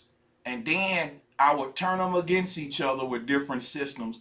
And when they go to looking for the enemy that's invading the earth, I will point them up into the sky instead of right in front of them in government and shit. So my thing is like, they showed you in all the old alien movies that the aliens would come like they live and they would be already among us while telling you we waiting on them. So like what the aliens are doing, they controlling the media and they got the whole world looking for aliens when the aliens the one got the whole world looking. You know what I'm crazy? What's crazy about that is like the aliens right in front of everybody and got them looking at all the propaganda saying, what if aliens out there? And I'm like, who do you think been poisoning your water? Who do you think been terraforming your environment? These aliens came to the earth and they're making our planet like what their planet is. They putting different shit in the air, different shit in the, and this is the shit that's like where they from. They terraforming our shit, music and all, diet and all, even you. This agenda that's over the world, it's a non-human agenda. It's an anti-human agenda. So that's why I said these people implementing that agenda can't be humans. And them the ones giving us the green men coming on the flying saucers when that's just military aircraft. That's Vimana technology. The flying saucer shit. But yeah, we could. I appreciate it, Sanchez. I appreciate it, bro. Real talk. I appreciate it because it's still, if it's some bootleg, bro, always put your brother on game. But you feel me? It's still like, you know, it's just so much happening right now. It is. Everything happening. Everything. It is. I just don't want you, my brother, to be caught up in this alien propaganda on the news, cause bro, that's some bull crap. They fake. Man, listen, I'm gonna do some more streams on it, cause I didn't really touch it like I wanted to with this, cause there's so many viral videos about the Miami alien and people talking about they have arrived and shit, and it pisses me off, bro. That they make the viral shit be the shit that fucking falls for the propaganda all the time. Like, you know. Hey, brother Sanchez, I'm pretty sure you have, but like when we get to all the different angles of concepts that come with like extraterrestrials and shit like that, have you dove into that one theory where it's like the extraterrestrials are actually our ancestors and our ancestors are from outside, like you know, outside of like in different lands and different things like that? You touched on that before, right?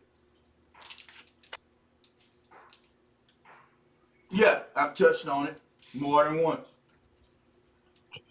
So like what's your, because like I got my own kind of clarity to that whole thing, but like what's your definitive take on how you not like on like a whole conscious scope, but like how do you figure about like the ancestors and the extraterrestrials and all that stuff? Can you give us a little rundown on that?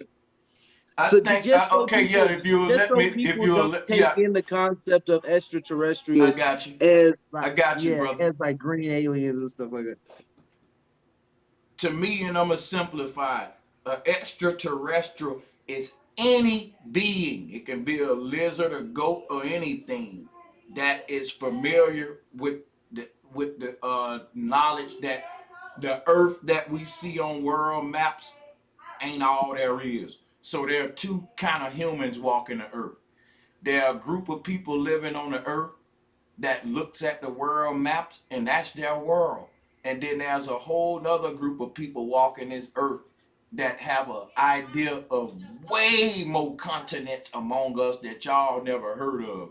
And they've been to continents that they can't talk about to the average person because it's uncharted. There's a whole uncharted world being hidden right in front of us, guys.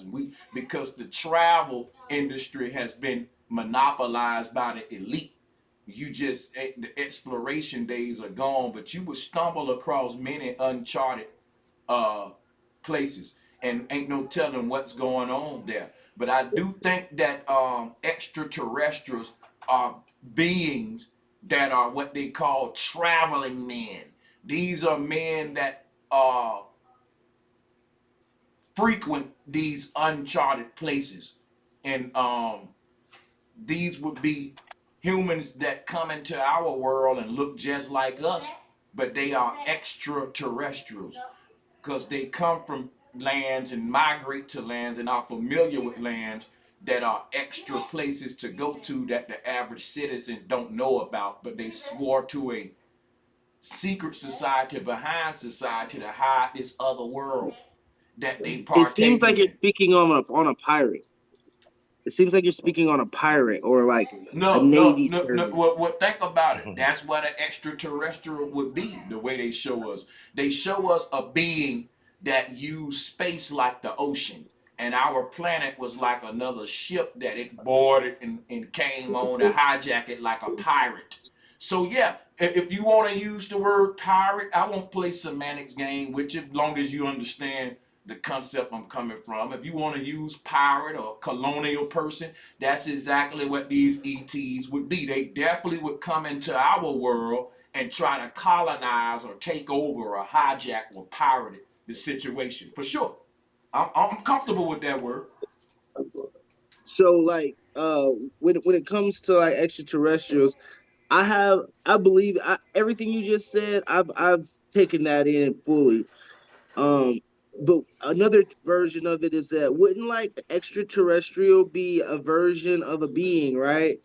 That doesn't necessarily live on land, right? Well, that's what the word terrestrial mean, Earth.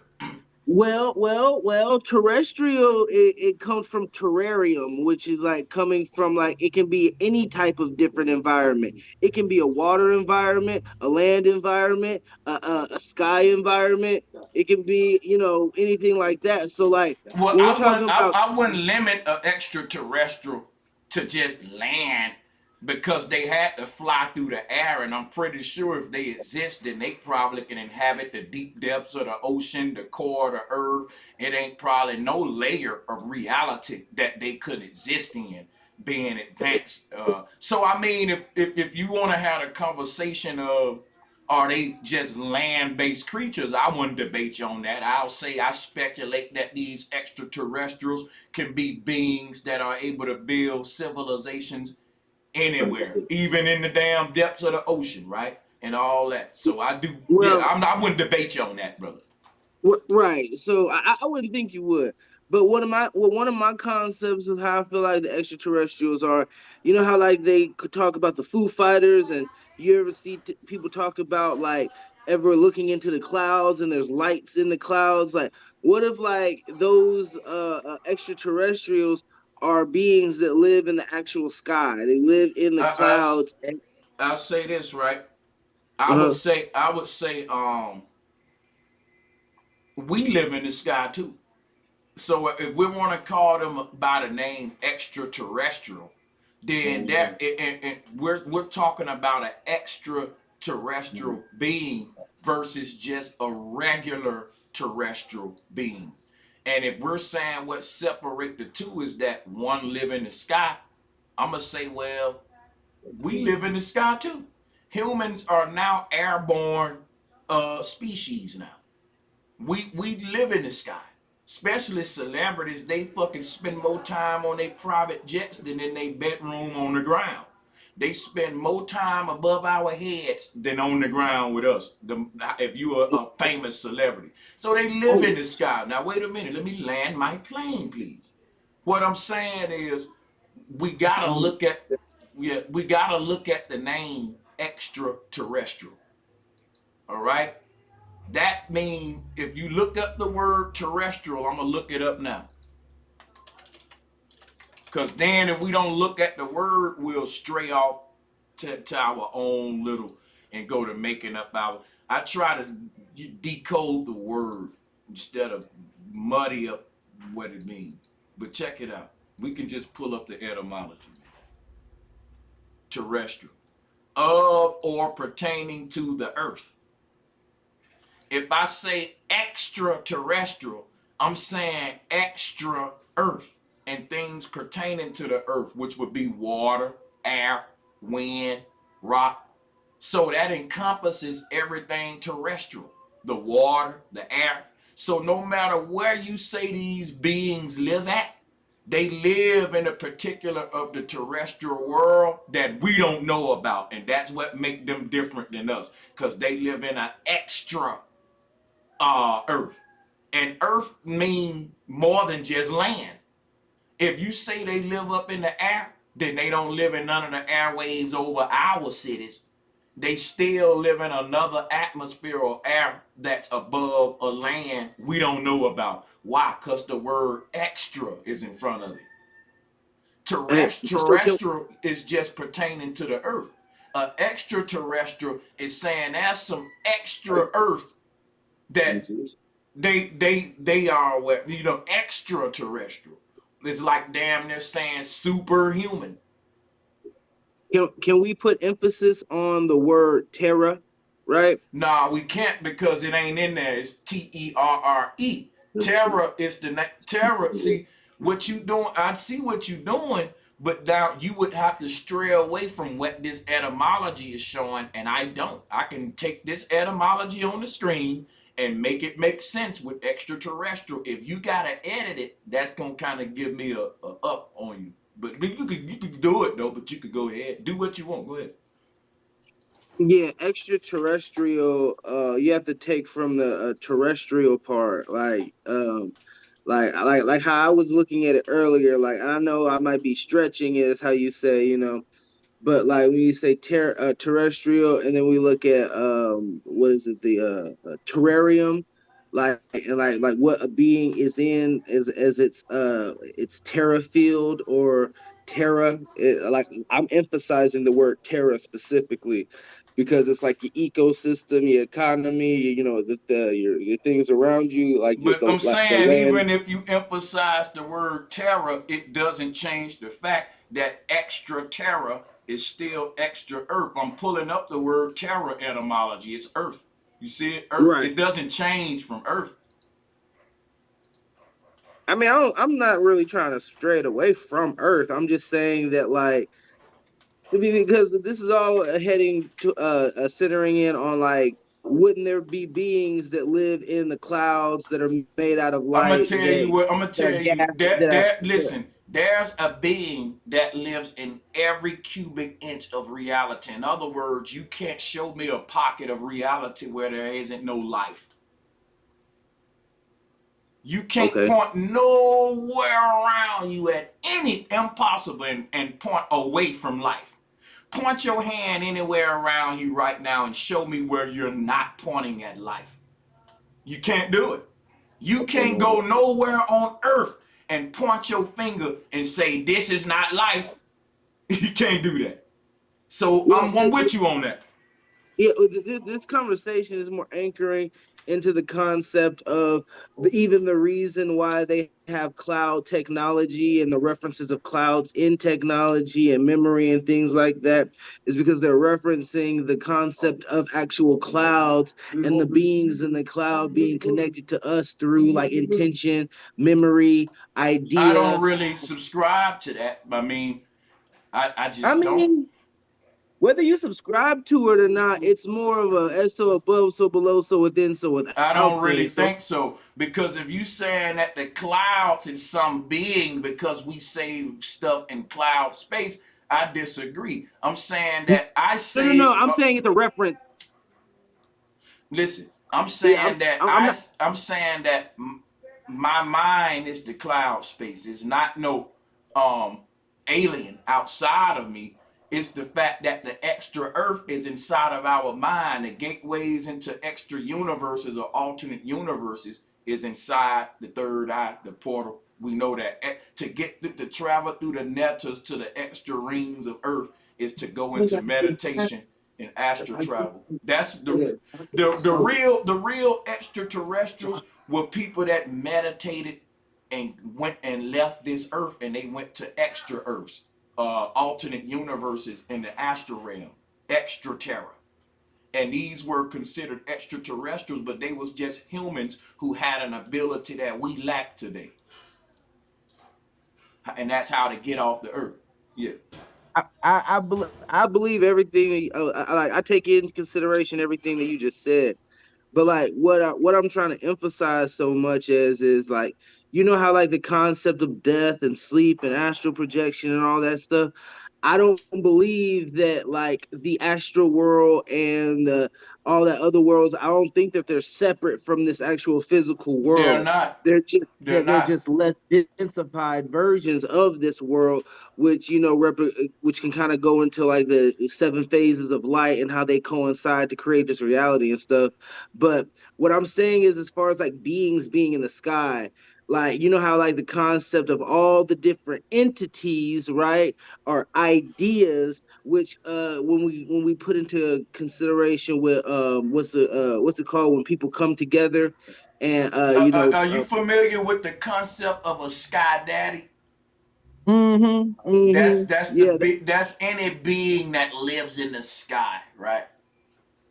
Because once we say that there are beings that live in the sky, we go to looking up, talking to them instead of looking in the mirror, talking to the core of the self. Right. That's all But I'm saying. I think the whole concept of a sky daddy comes from what I'm talking about, as our ancestrals knew that. But the concept of a sky daddy was created by me though. That's a joke that I made on anybody that's putting a being in the clouds. That's something we say in Flat Power. We call it a sky daddy.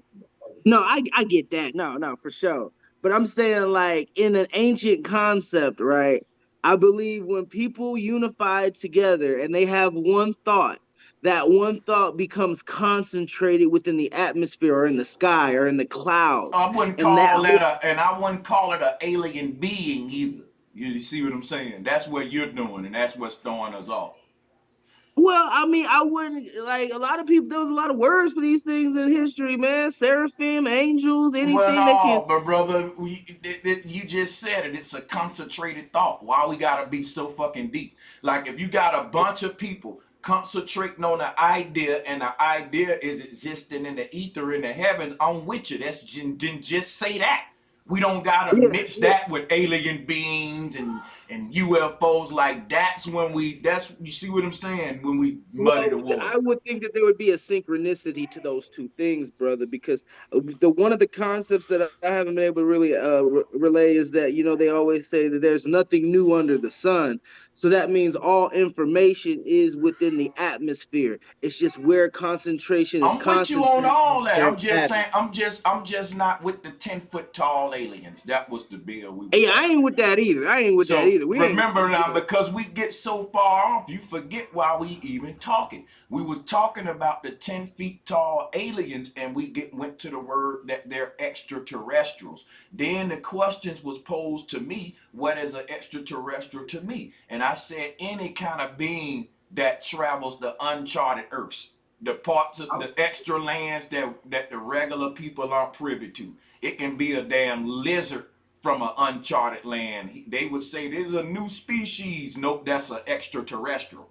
It's stuff coming from these uncharted lands all the time where they experiment, like the island of Dr. Moreau. They creating all these new species and shit. Sometimes that shit escape and it come into our world and they say, we just discovered a new species. Nope, you just had a species escape your goddamn big laboratory on one of these uncharted lands, right? And so my thing is, these are extraterrestrials. They're not new species that just pop up out of nowhere. And my point is, we see extraterrestrials all the time and we don't pay no attention to it until they show us some propaganda on the news Then we start talking about extraterrestrials, but no one say extraterrestrial when they say, hey, we discovered 2 new species that just came to Earth.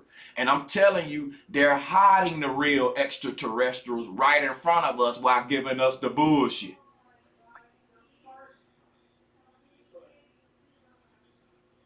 Can't argue with that.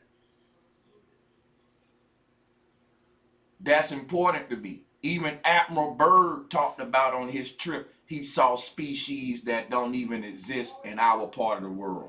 Let me share some with you, right?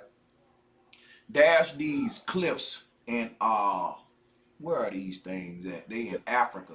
They very special cliffs. And I forgot the name of them. But they are tall as mountains, right? But at the top of these mountains, it's a flat ass stage. So let me share with you what I'm saying, what's special about them. In Africa, and let me turn my camera on, because I was watching a documentary, but these things are huge. They talk, these things, they're tall than a motherfucker, man. I'm talking tall. And when you get to the top of them, you in a whole nother world. Because they like, put it this way, think of something the size of an entire city, but it's an elevated piece of land. Now, some people say that we used to live closer to the stars, and that a lot like when you go to the Grand Canyon, that big ridge that you see that's carving the canyon, these are different elevation points where civilizations live. So when we go on the top of that Grand Canyon shelf, we walking on top of old civilizations that live down here. And what I'm telling you, the level of earth we live on is 1 altitude level. There are land shelves that's the size of cities that's sitting high near the clouds. And when you climb that shit, you on a big, you like in another world. And guess what? These big old, like, flat lands that's elevated up into the sky, they got plant species, fruits, insects, and animals that you don't see nowhere around it. So imagine being in like a country, right?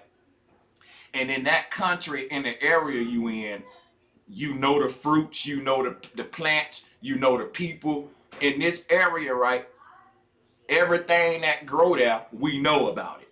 But there's this mountain in the same area.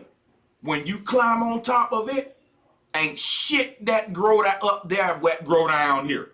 It's like 2 different worlds. People, that's weird. Because guess what I'm gonna tell you about that? If you got this dynamic in the same area, right? And it's a different plant species, different weather pattern up there, different everything. And when you get off of that mountain, you back in that's like Maru. But check this out, right? Here's what my thing. If you got that much diversity on top of this thing, if there was ever humans living on top of this thing, they would have been different than all the other humans living around them. Because everything that was inhabited on top of this mountain shelf was different than the area around it, even the plants and all that. So my thing is that we would have been living among different sort of human type beings and shit at some point on Earth, because all of these high points on Earth, these are like shelves that sits above our normal sea level, and they go for miles the size of fucking cities of just empty land and ecosystems uninhabited. People can literally go and still continue the age of exploration by claiming all that, because check this out. This is how they write the law, right? If a person owns a certain land, if the mountains and cliffs and all that on his land, he owned that too. But I'm telling you, if you look at the way the earth's set up, that shouldn't be that way. Because think about this, right? If you own a certain amount of land, but on that land is a big ass elevated land that's totally different than your nation, and people, you don't own that too. But that's my thing, is like you had these dual, when they talk about sea people and sky people, this is what I'm telling you. Just let me land my plane. If you look at what's happening to the world today, they're gonna be building underwater cities in the future that look fucking good too. Don't sleep on it. They're gonna be building underwater cities that's luxurious with malls, bus systems, all that under the ocean. That's where we headed. And on top of that, they're gonna be building towers through the damn mesosphere. We're gonna take skyscrapers to another level. And you're gonna have people literally living in the sky to where they can't even use an elevator to go up. They gotta use like an airship, because it'll take too long on the elevator to go as high as we about to be building. So think about this. If we've already built this world like this before, and they telling you in the future it's gonna be cities built above you in towers and people up there that never got to come down to the ground in their whole life, and it's gonna be civilizations and cities in the depths of the ocean living out their life. They never gotta come up if they want to. Everything they need down there. So back in the day, we had sea people, we had sky people. Now today, when we talk about them, we think about some fucking fairy tales and mythology, beings that live in the sky and in the water. No, what I'm telling you is that the earth was technological in the past, and it just keep repeating this damn shit. History keep repeating itself. This earth has been through many technological ages where humans have expanded their populations into the depths of the ocean and into the highest heights of the sky. And that separates human types. If you are a baby that's born in some sky civilization in year 4000, and you never been down to the ground, and they say, we finna take you down to the ground for your first time, people on the ground gonna be like, I'm tired of all these sky motherfuckers coming out here polluting the place, and then they go back up into their little tower. We gonna be separated because we always some separate divisive motherfuckers. So the people on the surface is gonna be like, yeah, man, you know it's gonna be a whole new political system. Yeah, we giving too much money to the sky people. And then the sea people gonna be like, well, the land people is hogging all the resources and they ain't sending the shipments and stuff. So the political structure gonna change. The lexicon gonna change to, instead of Democrat, Republican, and liberal states, and those states, it's gonna be sea people, sky people, land people, and even holographic augmented reality cyber people. That's gonna, as we move into the future, right? So this kind of lexicon today, when we think about it and see how it exists in the past, we make mythology out of it, like the sea people. They must have been mermaids, right? The sky people, they must have had wings, right? No, what if they had airplanes and submarines thousands of years ago? That's not a thought, because they taught us that the ancient people wasn't technological. But when we read ancient literature and hear about airborne people, we immediately think they must have been a god with some wings or an angel. No, if we knew the truth that we ain't doing nothing new under the sun, that the earth was technological years ago, we wouldn't have to make all this stuff into pseudo and spookism. And then we'll see that the sky people were just aviational, and that we had reached a technological height where we inhabited the sky now above us. And when we reach the technological height where we're now able to colonize the depths of the ocean, right? So yeah, you would have ocean civilizations and sky civilizations, but they would still be humans.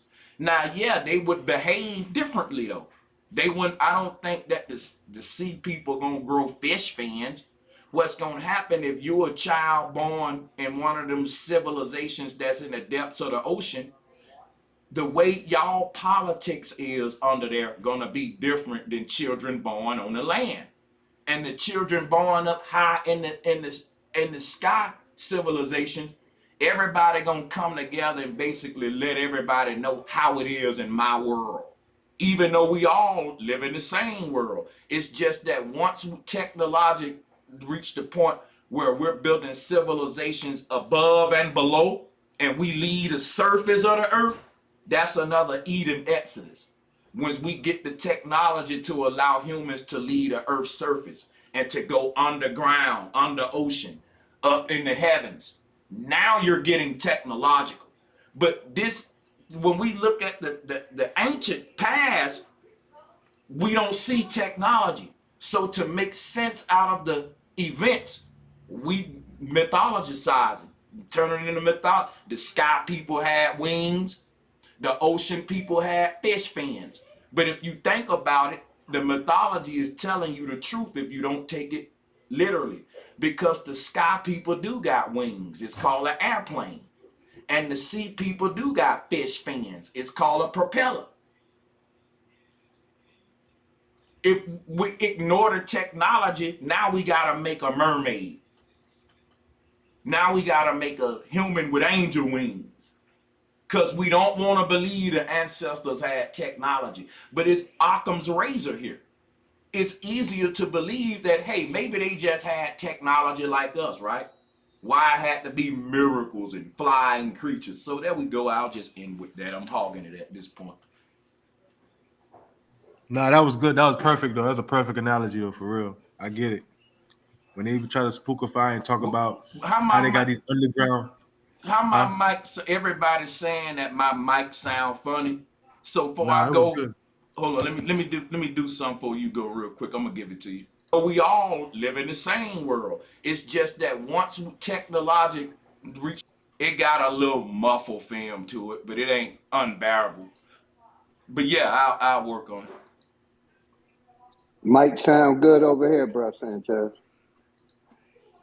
Thank you. Hey, can I ask a question? So do you think the nature is a law of its own? Do I think that nature is a law of its own? Yeah, just I think that nature is a law maker, a maker of laws that govern nature. Okay, because I asked that because it made I was asking that because it was making me think of when you were speaking on human advancement, and could nature be the cause of not advancing? Do you want pho or you want the ground beef and gravy? Ooh, ground beef and gravy with white rice and biscuits. I don't get that. I don't have biscuits, but yeah, you got the rest. Be grateful. Cheese. Nature stunts the growth of reality. Yes. Like we see in civilization, it seems like our ancient, it seems like nature stopped a lot of their technical advances. Everything is conscious and aware, so absolutely. That's what we talk about all the time. So nature's part of that, so absolutely. Conscious and aware. Okay. And another thing, that's why I was another thing is I think nature itself, like we are the highest level of technology, right? According to, I think so. I think we're the most divine design. And we move around with the animals as well, right? That's also technology. So is the air. I'm thinking like Bro and Salas were just talking about that also people or things or our imagination, our thought that sparks the light that this realm is being built off of, there's other imaginations that can grow and build other type of things like us and manifest other type of creatures that we would call creatures or chimeras, right?